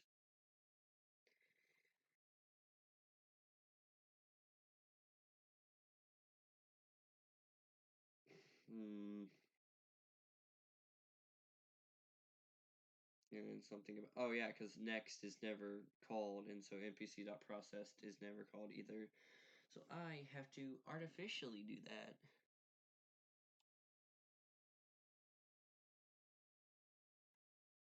And so after that,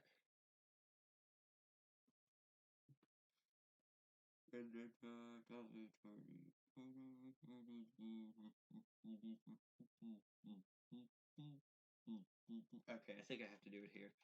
Dialog manager dot npc dot processed is equal to false. And so then we can actually do stuff. So AP, you don't have it as a kid over there for one. Thank you so much. I'm gonna make so much DC on you. Oh, oh my goodness, it works. How old are you, and did you have IT in school? Well, I am currently 15 years old and going into junior, and apparently that's strange, because Most of my friends are either 16 or 17. And so I'm 15, and we have computer science class, and not to brag or anything, but I've taken them all. We had computer science in 8th grade. Or it wasn't really computer science, it was more like a career. It was something about careers in IT. So it wasn't really like coding and all that. It was like seeing what IT careers interest you. But the last 2 weeks we did do coding, aka Code Monsters, whatever that's called, and it sucked. And I did it all in one day, and yeah. And then in 9th grade we actually had a computer science class, and that's when we learned processing, and that wasn't fun. But good news is I already did processing self-taught, so I also did pretty good in that class. And then last year I did cybersecurity, an online class called cybersecurity or computer science. It was the same class, and uh, I made, I think, a 96 in that. It wasn't really a cyber. It wasn't really hard. And then this year I can't do anything computer science because I don't have that. And then in 12th grade I'm planning on taking AP computer science. So that's the how much IT we have at our schools. Our school isn't really an IT oriented school because we're such a small school where it's like at most 100 per class. Nice, and I'm in Germany. IT is very underrated, and you only get in 10th through 12th grade. I know. I mean, I well, we where I the state I'm in the United States, and so uh, and I'm in the rural one. I'm in the south of I am not south of Arkansas. Where am I in Arkansas? I'm in Arkansas, by the way, and so uh, and here that's computer science is like not. The web the website of my school looks like it's stuck in 2003. Well, bad. Do you have like is your school focused on like what type of IT do you have at your school then? Is it just is it just computer science?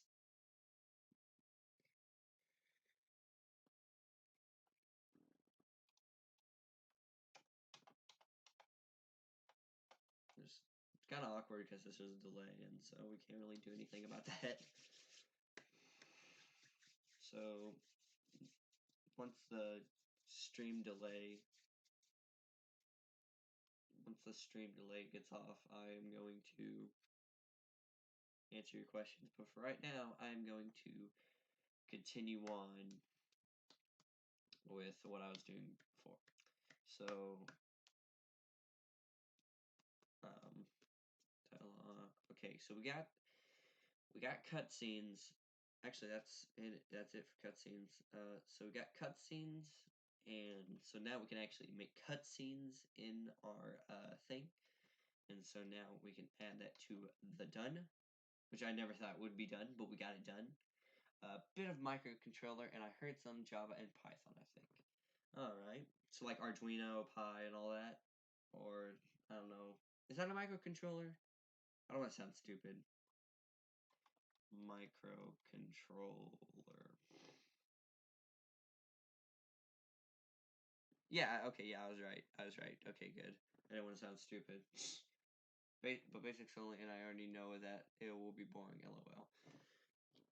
So I mean, hardware stuff is not my cup of tea. I mean, it could be your cup of tea, but I don't really like the hardware side of things. I really like doing software, obviously.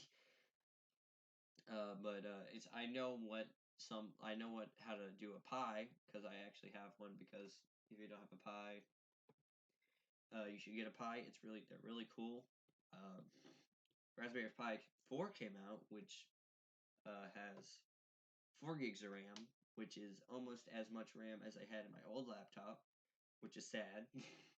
But anyways, I had 6 gigs, and now I think I have 16 in this one, but I don't know.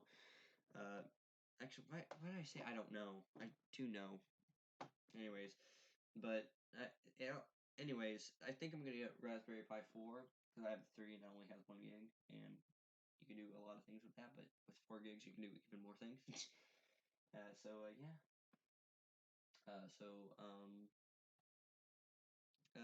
Java and Python, they're really. I think Python's a really good beginning language, and then go to Java after Python. Um, but I would say like you have to be in like the most tech country, so like some South Korea maybe or Japan or wherever tech is really big. You have to be in that country, and then you have to go to the correct school to get like the best tech learning out there. So, because it just depends on the place you live. Because I know some places in the United States have a really good tech. I know some places in Arkansas have a really good tech school. But it's not where I live. So yeah. Ways I'm going to continue on. So now that we have cutscenes and NPCs and dialogue, and we can actually make ourselves a little demo cutscene that actually makes sense instead of just using pre-made assets. Yeah.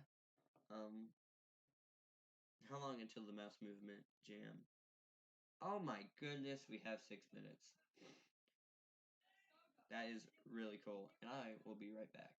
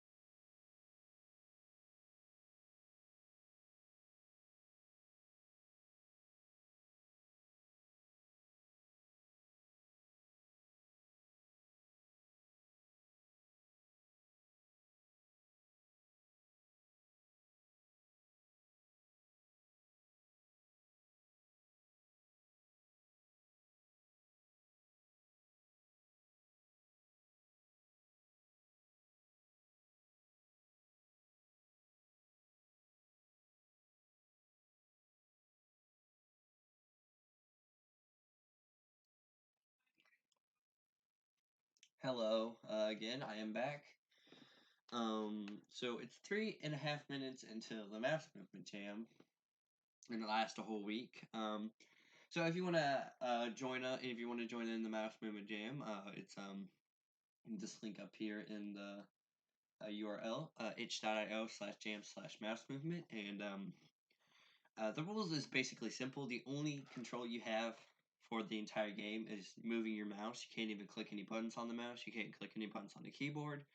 The only movement is, the only control really is mouse movement. I also got food, so you hear me munching away. That's what's happening.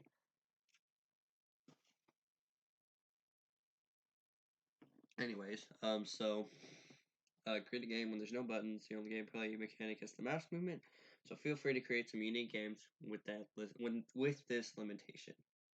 And no auto clicking. Don't just create a mechanic where the mouse auto clicks. It is lame. Find a way to work around the clicking part. So you basically, it's kind of simple, but not really, because you're gonna have to come up with an idea on how to click. Yeah. So I have no idea what I'm gonna do for this jam. Um, it's really kind of difficult. Hmm. Hmm. Okay. Now, if you have any game ideas, can you please throw them at me? Because I have nothing.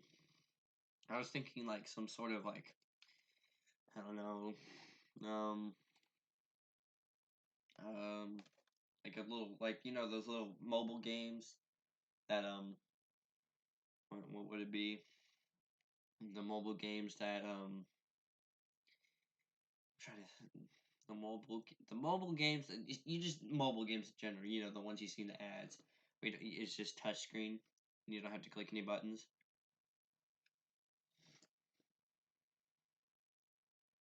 That's what I was thinking, but like, so like you can have a little mouse by hovering your mouse over like a menu button, because that sort of is a click, but I mean, but then what game would you do that for?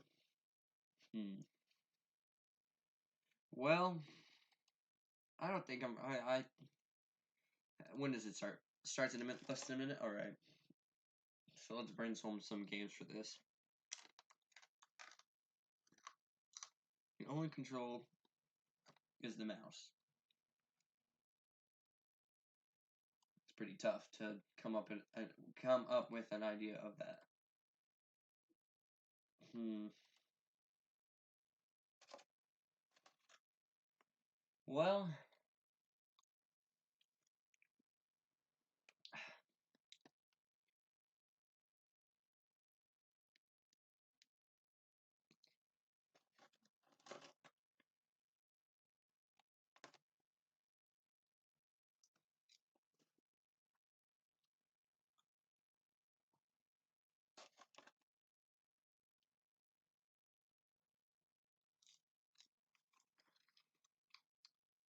oh shoot, oh shoot. I was just trying to think and it just started going to the negative. Oh no. Oh, let me refresh that.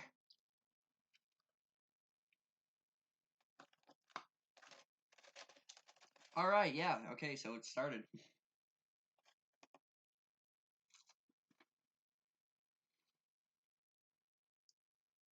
Okay, so there's 11 people.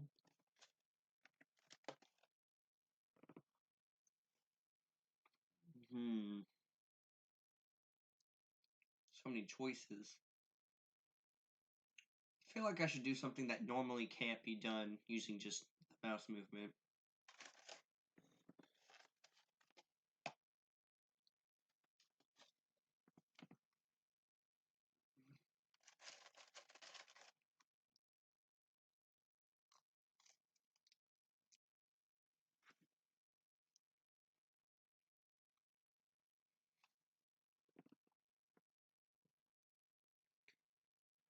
Well, I'm not for sure. I will worry about you a bit later. Right now, I'm going to be working on a camera object so I can make this just not based off of how the player coordinates. I can actually move the camera to wherever I want. So let's do that. So, okay, classes. Okay, so we're done here. We're done with the cutscene for a while. And let's do class camera. And then we need a constructor. Construct. Can't even spell constructor. And that's just going to be x and y. And this is just dot position is equal to x and y. And that's really all we need. And so I can have a set position. That's equal to a position. And then similar to how we did the NPC, we can do that. Excuse me. So set position. It made me think of how important mouse and keyboard are. Though I know, right? Like all you have is just the mouse movement, and like it's really hard to do anything just with that.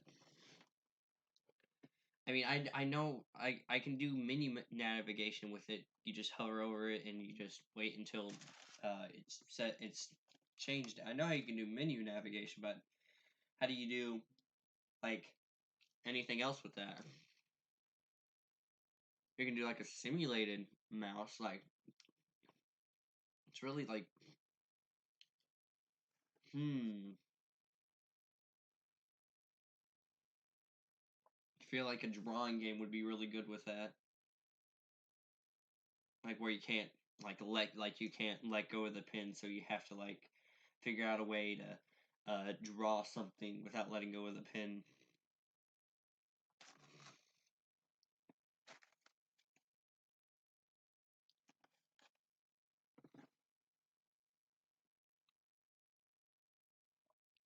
Hello, Gayoshi. I don't know how to pronounce your name. Sorry about that if I butchered it, but hello. Yeah, so well, we're just making a game. We're talking about game jam ideas for the mouse movement game jam, and it's all just chill here. I have food right here, and I'm eating on it, and so if I sound weird, it's probably because I have food in my mouth. Just a little heads up. I don't know if you wanted to have that heads up, but you have it now, so.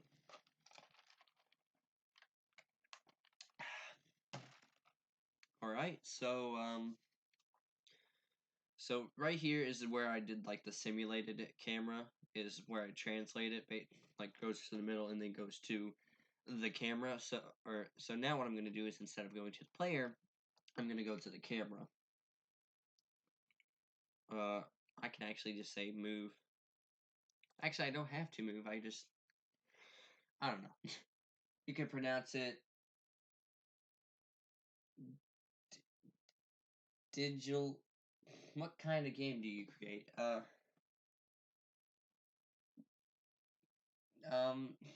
I'm trying to.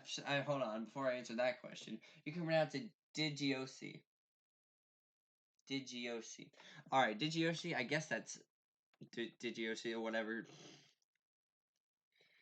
So what kind of game? What kind of game do you create? I'm going to create. What is my game? So it's called. What I'm gonna call it is called Doge in a Factory, and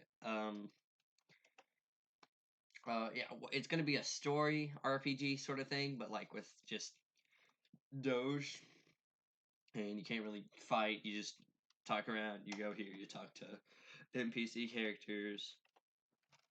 You go, hi AP. Want to play Cringe Formers? Heck yeah! It is all based off the r/dogelore. If you know what that is. If you don't, then just go to Reddit and search up dogelore. You can just go to the top post and you can see what are the top posts. And so it's basically a story, but like this. So do you have Lofotron? Yes, I do. I have a Lofotron. And so there's like all that conversation and all that reactions and cutscenes is what we are working on, or what I was working on today. And then I'm going to work on the camera and make it a bit more smooth and not so jagged as you see. And then I'm also thinking about ideas for the mouse movement jam somehow. And I was thinking about a drawing idea, just draw something without the ability to use the what is it, the mouse. So yeah. So like maybe a writing, so maybe like a writing game where you have to actually be able to draw good, or not draw good, but like write good, and without being able to un like, because it's always going to be down. It's hard to get that idea out. Jeez. Huh. Anyways, so I'll do that a bit later. Like I'll get a little demo down because it's not really that hard to get a demo down. It's just I need to have an excess. I need to get like an OCR in there, and I have to do all that input and do all that. We have I think Tesseract on on JavaScript is pretty good, and an OCR is an optical character recognition. It basically knows what text it is. I've seen it work before. I've used it before. I'll send you an idea via Discord. Oh, thank you, E-Trade. Yeah, that's right. I thought I just had a brain fart there. Just open up Discord to the side and see that. So, if you want to join it, you can. I'll give you. I'll show you the link, or I'll like put that in the chat right there. Just boom. So there's the actual link to the game jam. If you want more info about it. And yeah, so I'm gonna create a camera. I was just talking to everyone here and not really doing what I was trying to do the entire time. I probably should check my Discord. Do it on my phone because that's a bit simpler. And can you vote? So not that. Oh, yeah, we're good. All right. So now what I need to do is every frame I need to do camera translate to camera dot position and then camera dot position to Y. Actually, I shouldn't even translate. I should lerp it and then have it lerp towards a position or follow. Follow player. Just trying to find the correct terminology. But so follow player and just this dot position is going to be equal to the player. Player or not that player dot position. So there we go. So what that does basically is it follows the player exactly. It's going to do the same exact thing as before, but now we can actually do some cool things with it, like make it run smoothly or go the opposite way, which is probably not a great idea, but it could do that. So what I'm actually going to do is make it go smoothly. So like I said, this isn't much of a difference. And this is just a little cutscene just a little demo cutscene to make sure the cutscene manager is actually working. So I could probably just I could probably just use lerp, and lerp's just a little math function that gets an in between value based off a percentage, and I'll just pull that up real quick.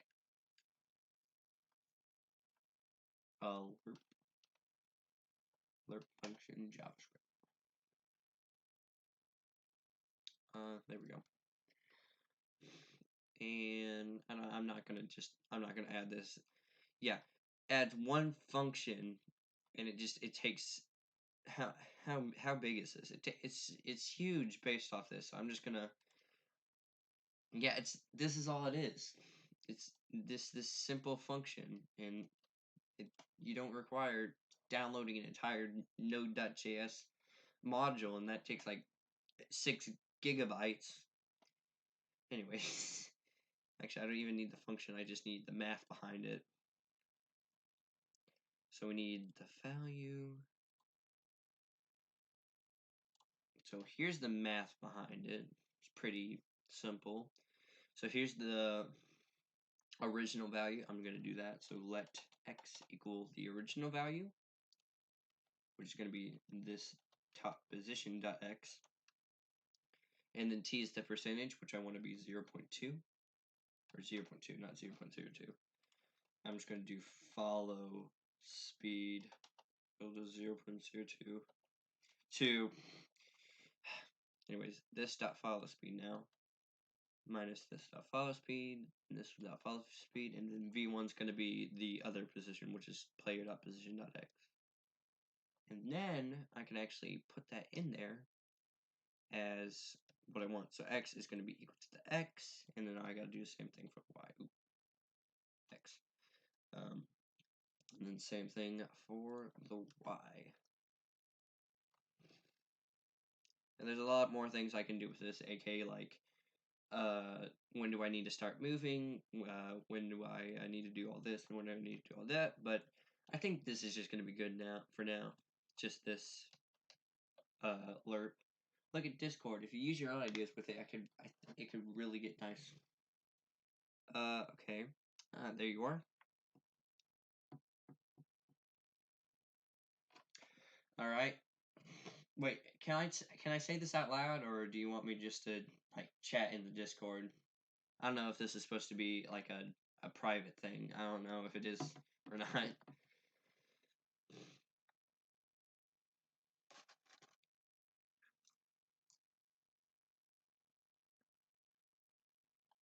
Get the slurp out of the way. Um, and then open up. Wait, where'd it go? No, I took out my. Okay, open that up. And it's in this one, and I don't want it to be. I want it to be here. Okay, so AP, a little cutscene. That's definitely not right. So what's happened? I don't know what's happened. Something happened, but it's not right. Oh wait, the camera position's not yet created.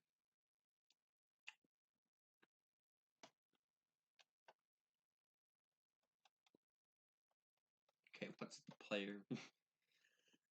If I say the player position, I can do that. Okay, 100, 300. So 100, 300. Not that one.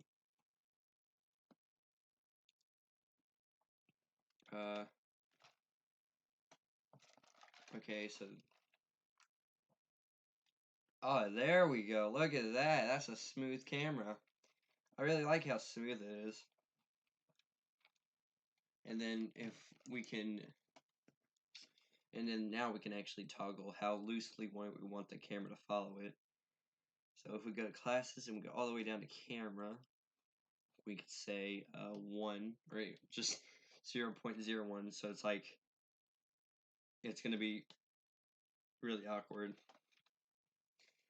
Alright, so then we have our cutscene. See, look how slow it is. if you want, you can make it public. I don't care. It's just an idea. Okay. So I feel like you could do a shooter, but like you can't really do a shooter without pressing any buttons. Well, like, dodging. It's like cursors.io. If you know what that, I'm gonna actually play that. This is now turned into a let's play on cursors. Yeah, there it is. Cursors.io. So but this is also similar to what your idea is. It's basically like you move your mouse and you get to dodge a bunch of stuff. So you're the cursor, and you're just trying to get past. Like you can't touch the black or you die, and so you're just trying to get through here without touching any of the black. There's only 26 players online, which is so weird because this used to be a popular game. But anyways, yeah. So this is you just try to dodge everything. It's like that. I can say so many freaking game ideas. Wrong choice. You go back to the maze. Dang it. So anyways, yeah. Um. So that's basically what I was like. What your idea is, curses.io. Um.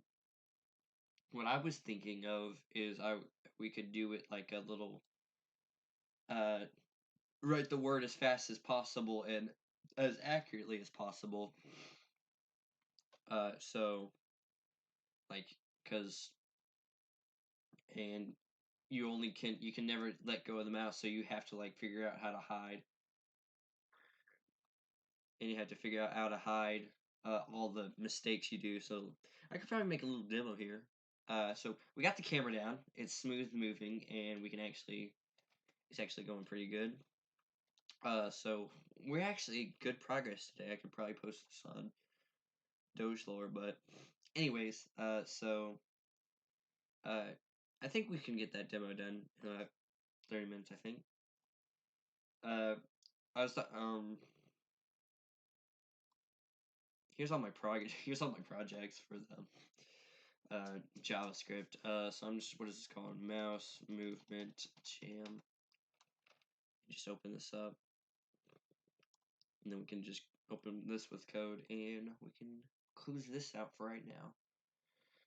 So E-Trade, I like your idea, but I'm gonna try my idea first and see how interesting that is.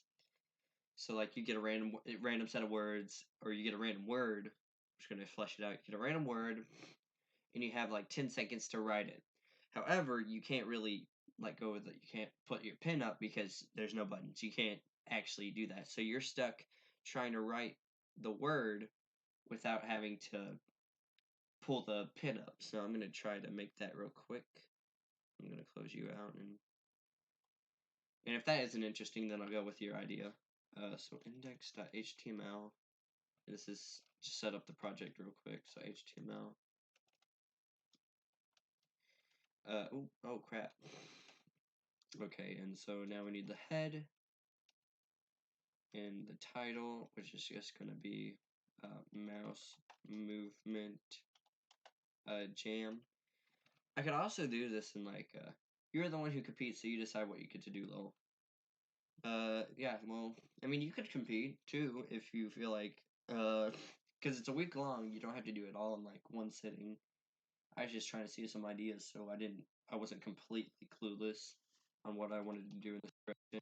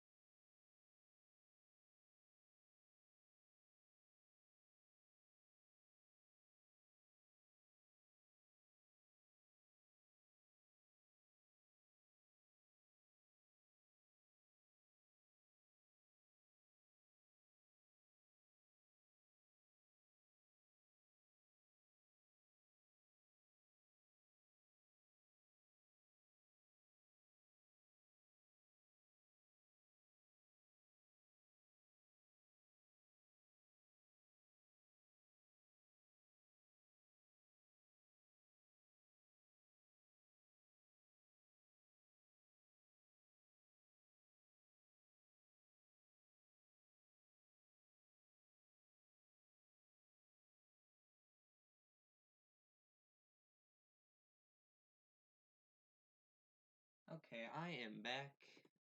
So hello, I'm back, everyone. So I had to throw my trash away from eating. I still have some left, but it's not as much. And also I had to help my family. Anyways, so I'm going to continue on with this little demo here. So ID equals canvas, not canvas. Width is equal to 800, and height is equal to 600. Just it's very simple. So canvas, script, and that script is going to have, and we're just going to say that's the classes one.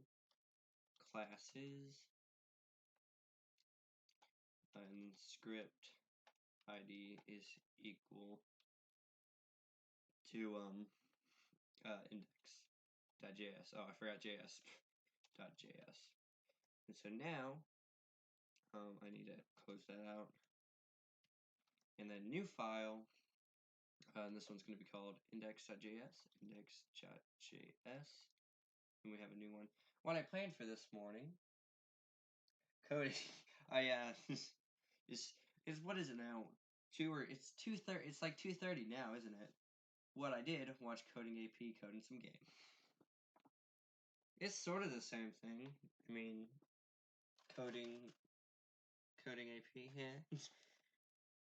I mean, I would say it's the same thing. I'd definitely watch myself code for up until 3 o'clock in the morning. Even further.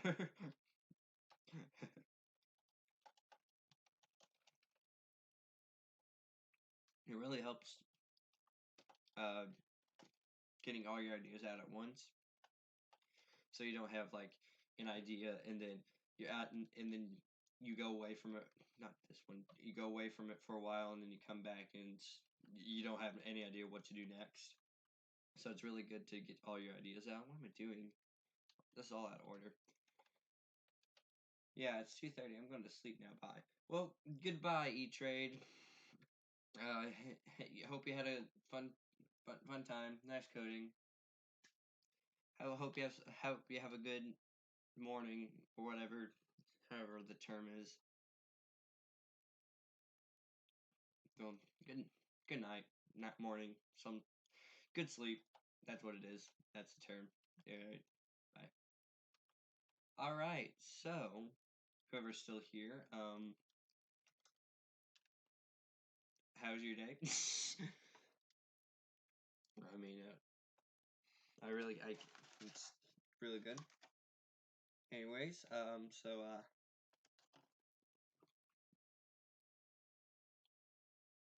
yeah, it was really nice here. Bye. Okay, bye. Alright, so, whoever's still here, welcome. Or whoever's coming here, welcome. Yeah, I'm going just to continue on making this idea if you're, and see what I can get from this. So, okay, got that, and then I need a classes file. So classes.js. Alright, and so now, oh, I don't need this anymore. So now I have classes, and I need to actually create what I wanted to create, which is the text game. So I need mouse movement. It's the first thing I need, and the only thing I really need is mouse movement. So add event listener, mouse move, and then event, and that's a function, false. So then we need to do, we also need the mouse X and mouse Y, so let mouse X, mouse Y, and say let rect equal canvas.get bounding client right, and then mouse X equals event.client X minus rect.left. Mouse Y is equal to event.client Y. So rect.top, that's not top. And so that's going to be our mouse X and mouse Y. And what we need to do now is we need to draw lines based off mouse X and mouse Y. So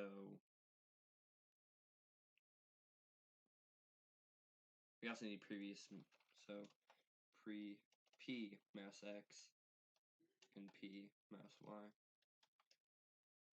And that is just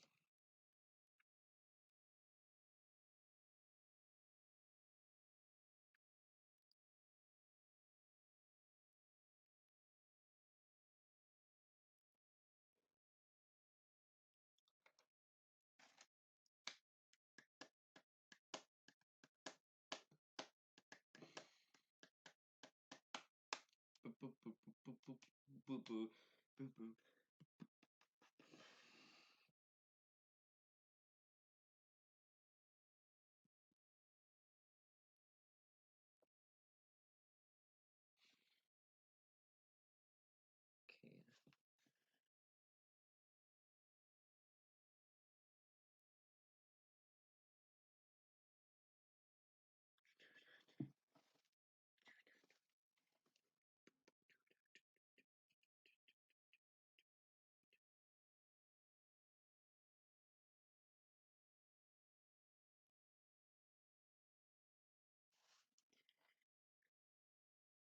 Okay. Okay, I just had a brain fart. What the heck? Um, so we actually need to make a function. Function get mouse. Oh, mouse. Oh crap. Mouse. And then we need the event. And I'll get the mouse, and then it'll just do this.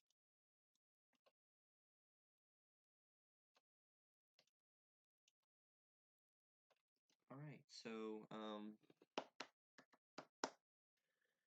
we get the mouse, and we can do other things with the mouse. Okay, so get mouse, and that's let rect and equal that, and mouse equals that.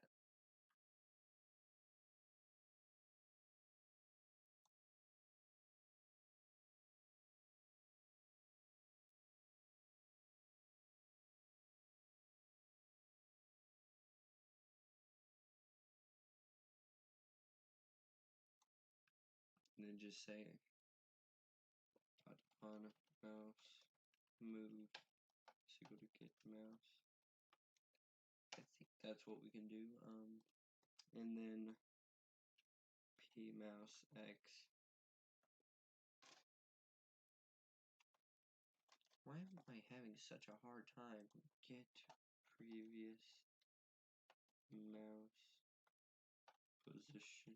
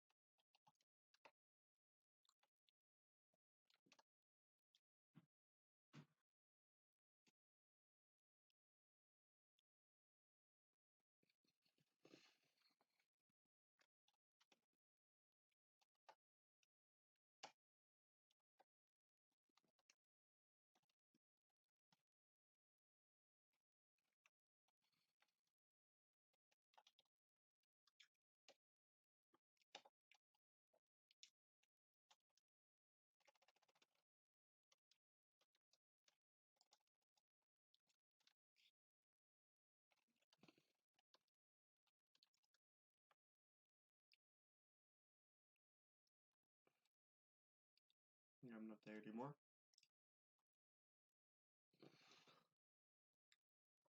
And there's an error.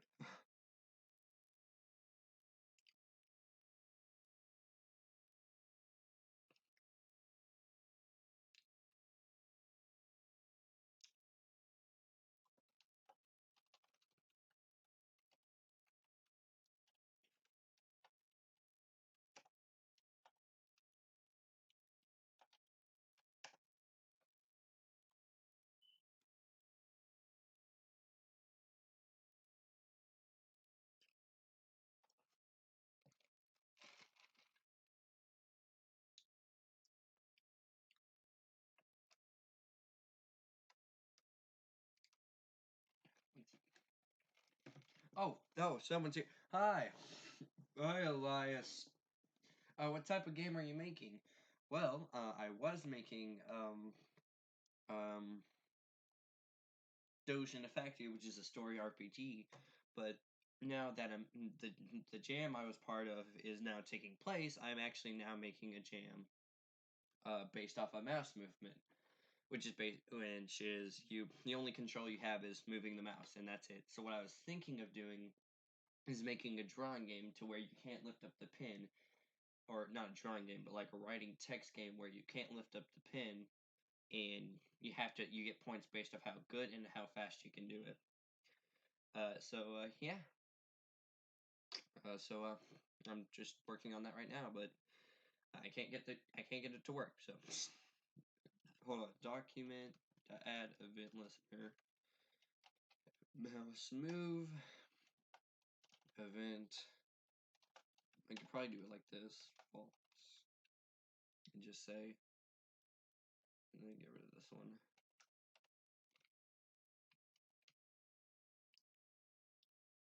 Mm. And for some reason, I can't get mouse. Can't really get much of anything working. Did I save? Is it the correct one? I mean, not really working. That's not good. Yeah, mouse movement jam in my folder. Mouse movement jam in here. And I understand why this is not working. What if I do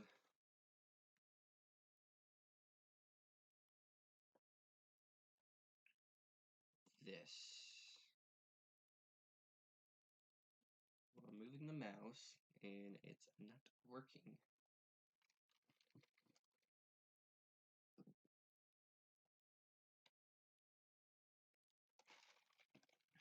Oh, it went off. Yeah, it's not working. Elements. So the canvas is there, the classes are there, and the indexes. And sources index.html. It doesn't seem to find the index and the classes. It's weird. It's right here though. JS is a mystery to me because I can write anything Java, C++, PHP, but Java is always a try, error, error, error. Well, it's because JavaScript's an error. It's really hard to, because you can do a lot of cool things with it, like make a game, but it's also like a very fine balancing act, because like you can easily do what you want, like you can move things, you can do all this, but it's also like this, like nothing is absolutely showing up, and I have no idea why, and I don't know what is wrong, because it should all be working. It's not, but it should try to be. It should, like, it's not working for me. So, so it references the right scripts, except it doesn't because I can't. What if I just put the script tag in there? Like, what if I just plain put the script tag in there and just say console.log test? Is it working then? Well, that won't work, but this will. Text it will do. Yeah, it does that. Have you tried a hard reload? Nope, I have not, but it didn't work either because I'm moving around and nothing's working. I know. Yeah, it doesn't seem to be working here because it knows that I'm trying to reference these two things, but it doesn't see them.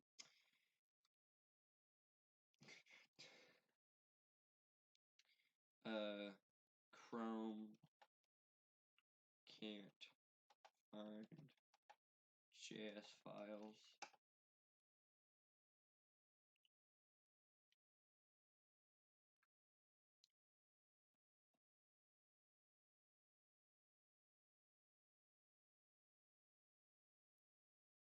Okay, so press network and then press F5 to refresh. Nah, man. That did not work.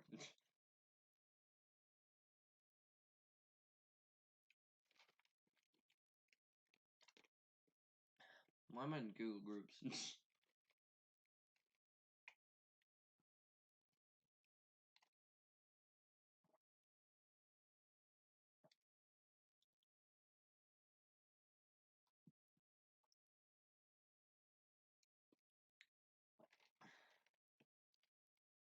Well, that's kind of weird. Because it should be all here. We have the index H. Let me try writing that line of code again. Because maybe there are references or something. Script. Oh my goodness, I think I know what happened. I'm kind of a idiot sometimes.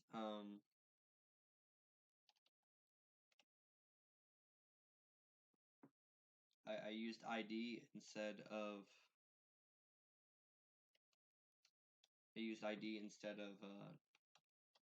the source, and that's the problem. And I'm sad now, and that's the whole problem. And that's stupid. I feel sad. Anyways, so I could probably see the issue now. Yeah, look, ID. That's not right. And now the error. There we go. Now I'm happy to see errors. So it's just I was supposed to put fin instead of E. All right, so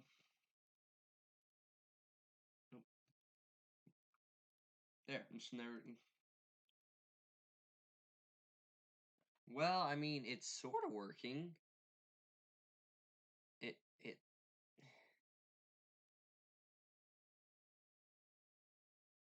I mean,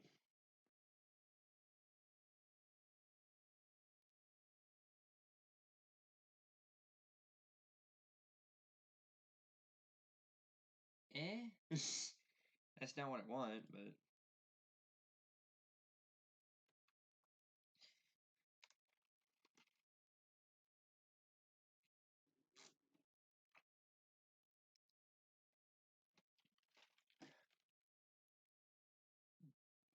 it's not really working.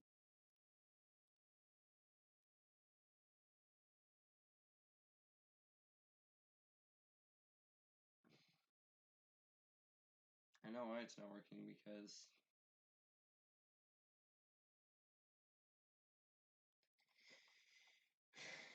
trying.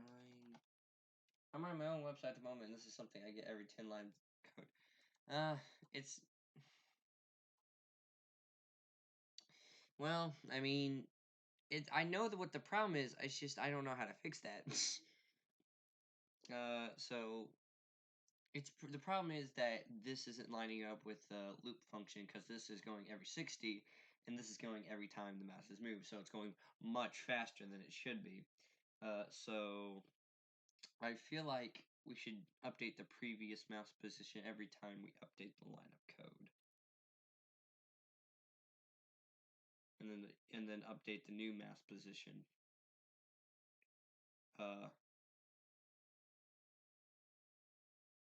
But we can't do that without it being handled by an event listener, and I can't do that in the loop function. I will search up a drawing application. I feel like I should know this.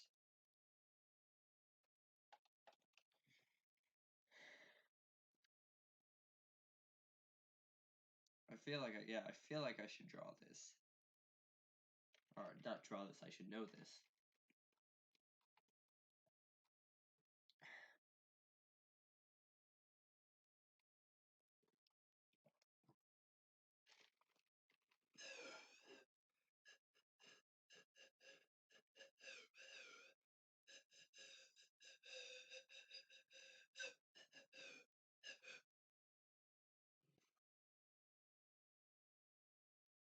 See, it works.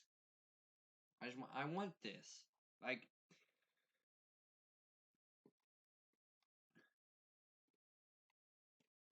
oh, I know what it does. I know what it does. It has an array. It has an array of all the mouse X positions. Alright, that's not too bad.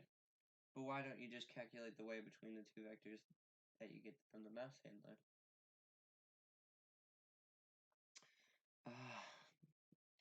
The problem is I'm trying to get the previous frames. I'm trying to get the previous one. But I can't do anything with the mouse unless it's in an event handler, and I can't, and that's way too fast for my drawing.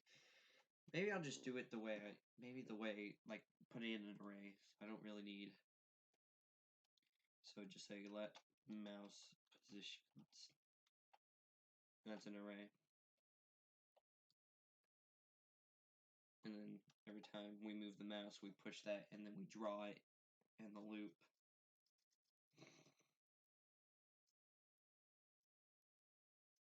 So then we just say console dot, or not console dot log, we push mouse positions dot push an object with x as the mouse dot x and the y as the mouse dot y. Then we can actually do stuff, like we can do undo with that, because then if we didn't mean to do that, well then we could just do, well, what would you do undo it? I don't know. I feel like we don't even need mouse positions, or let. Well, we will. We will, it's just, And so now, for let I equals 0, I is less than mouse positions dot length, and I plus plus. And then we just basically move. Actually, we should do I plus equals 2, because we're going, I plus plus, and then I plus plus, move to the current one, so mouse positions of I dot x, and then mouse positions dot y, and then the next one, so I plus 1, and I plus 1. And then now, if we do that, we should get it to work. Yeah, broke. I gotta do it to where it doesn't overflow. So dash mouse positions dot. It's pretty simple right here. All we have to do is take the mod, just in case it overflows, and if it doesn't overflow, then it just takes the regular one. Well, and there. I mean, I'm not gonna lie, that looks pretty cool. It's not what I want at all. It looks awesome though, so it looks like the Windows screensaver. So what did I do wrong? That's supposed to be Y.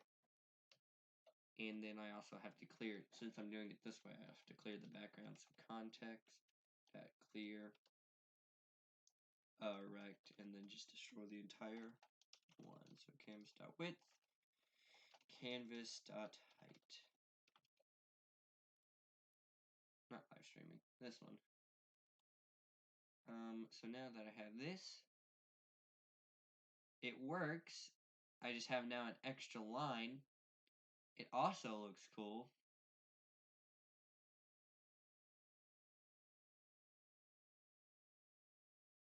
actually looks really cool, but that's not what I want.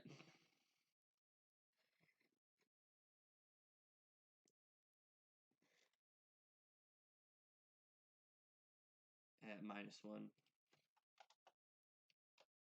So it doesn't loop back. Yeah, there we go.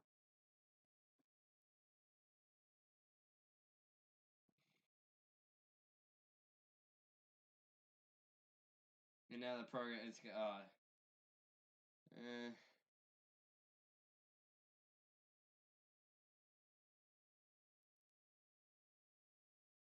yeah, it's a bit delayed, if you see that.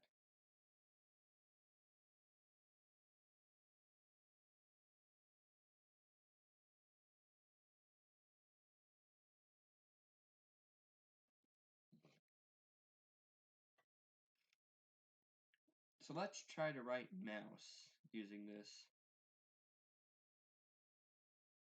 Because that was the whole idea of you can't lift up your mouse because it's only the mouse movement.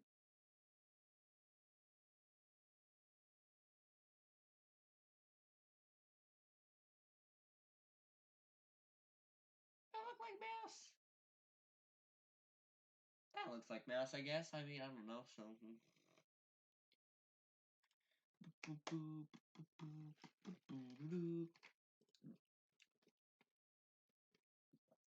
Mouse.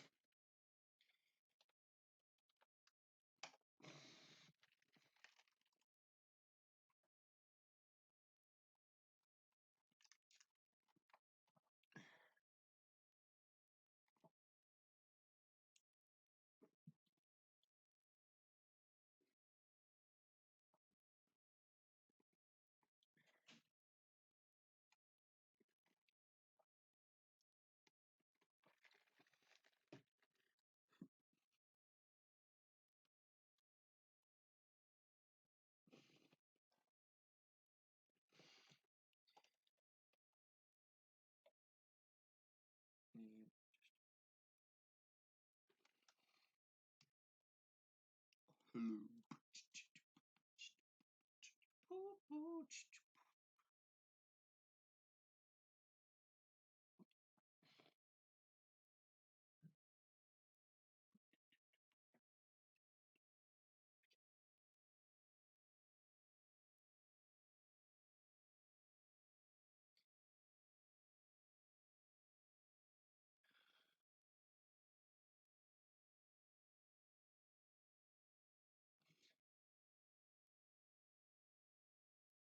Yeah, I mean, there are cool things with it.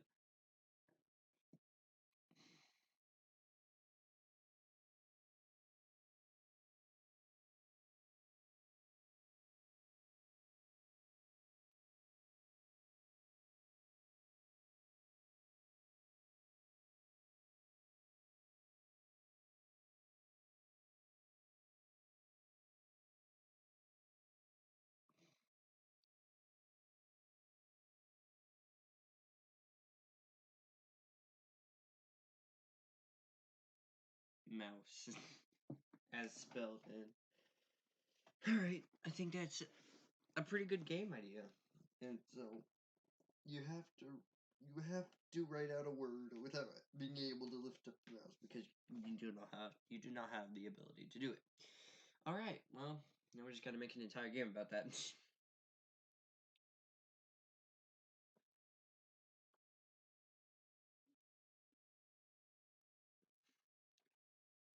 So like,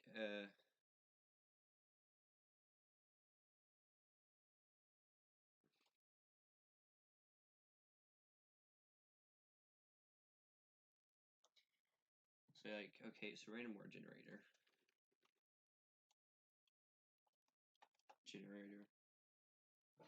And so it creates a random word.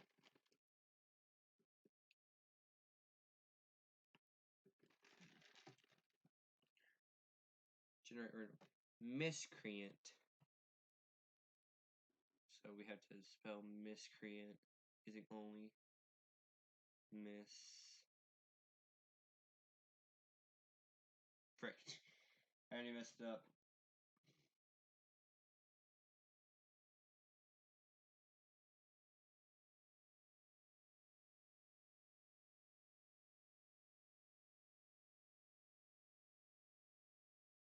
Miscreant.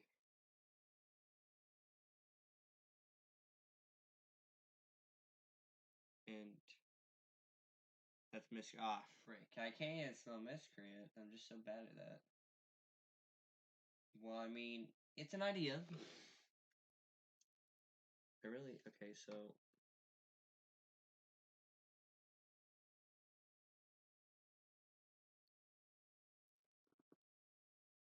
Problem is,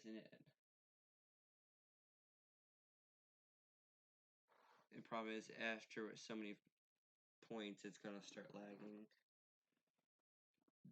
Well, I think that's an idea. And I think that's the end of the stream. So we've been streaming for like, what, 5 hours? Oh, sorry, only 4 hours. So we've only been streaming for about 4 hours now. And so it was pretty good. I'm probably gonna upload this to YouTube, and it's probably gonna be fun. So, anyways, hope you guys enjoyed it. This actually, I really enjoyed it. Anyways, I'll see you guys probably later this week. I could live stream a bit more. I mean, I could live stream a bit more. I don't know, but anyways, I will see you guys in the next video. I will try to write bye. Bye. Yeah, it looks like, but actually, it looks like a really good bye right there. Holy crap. Anyways, bye. That's it. Yeah. There's no editing on this. I just have to upload it and hope for the best.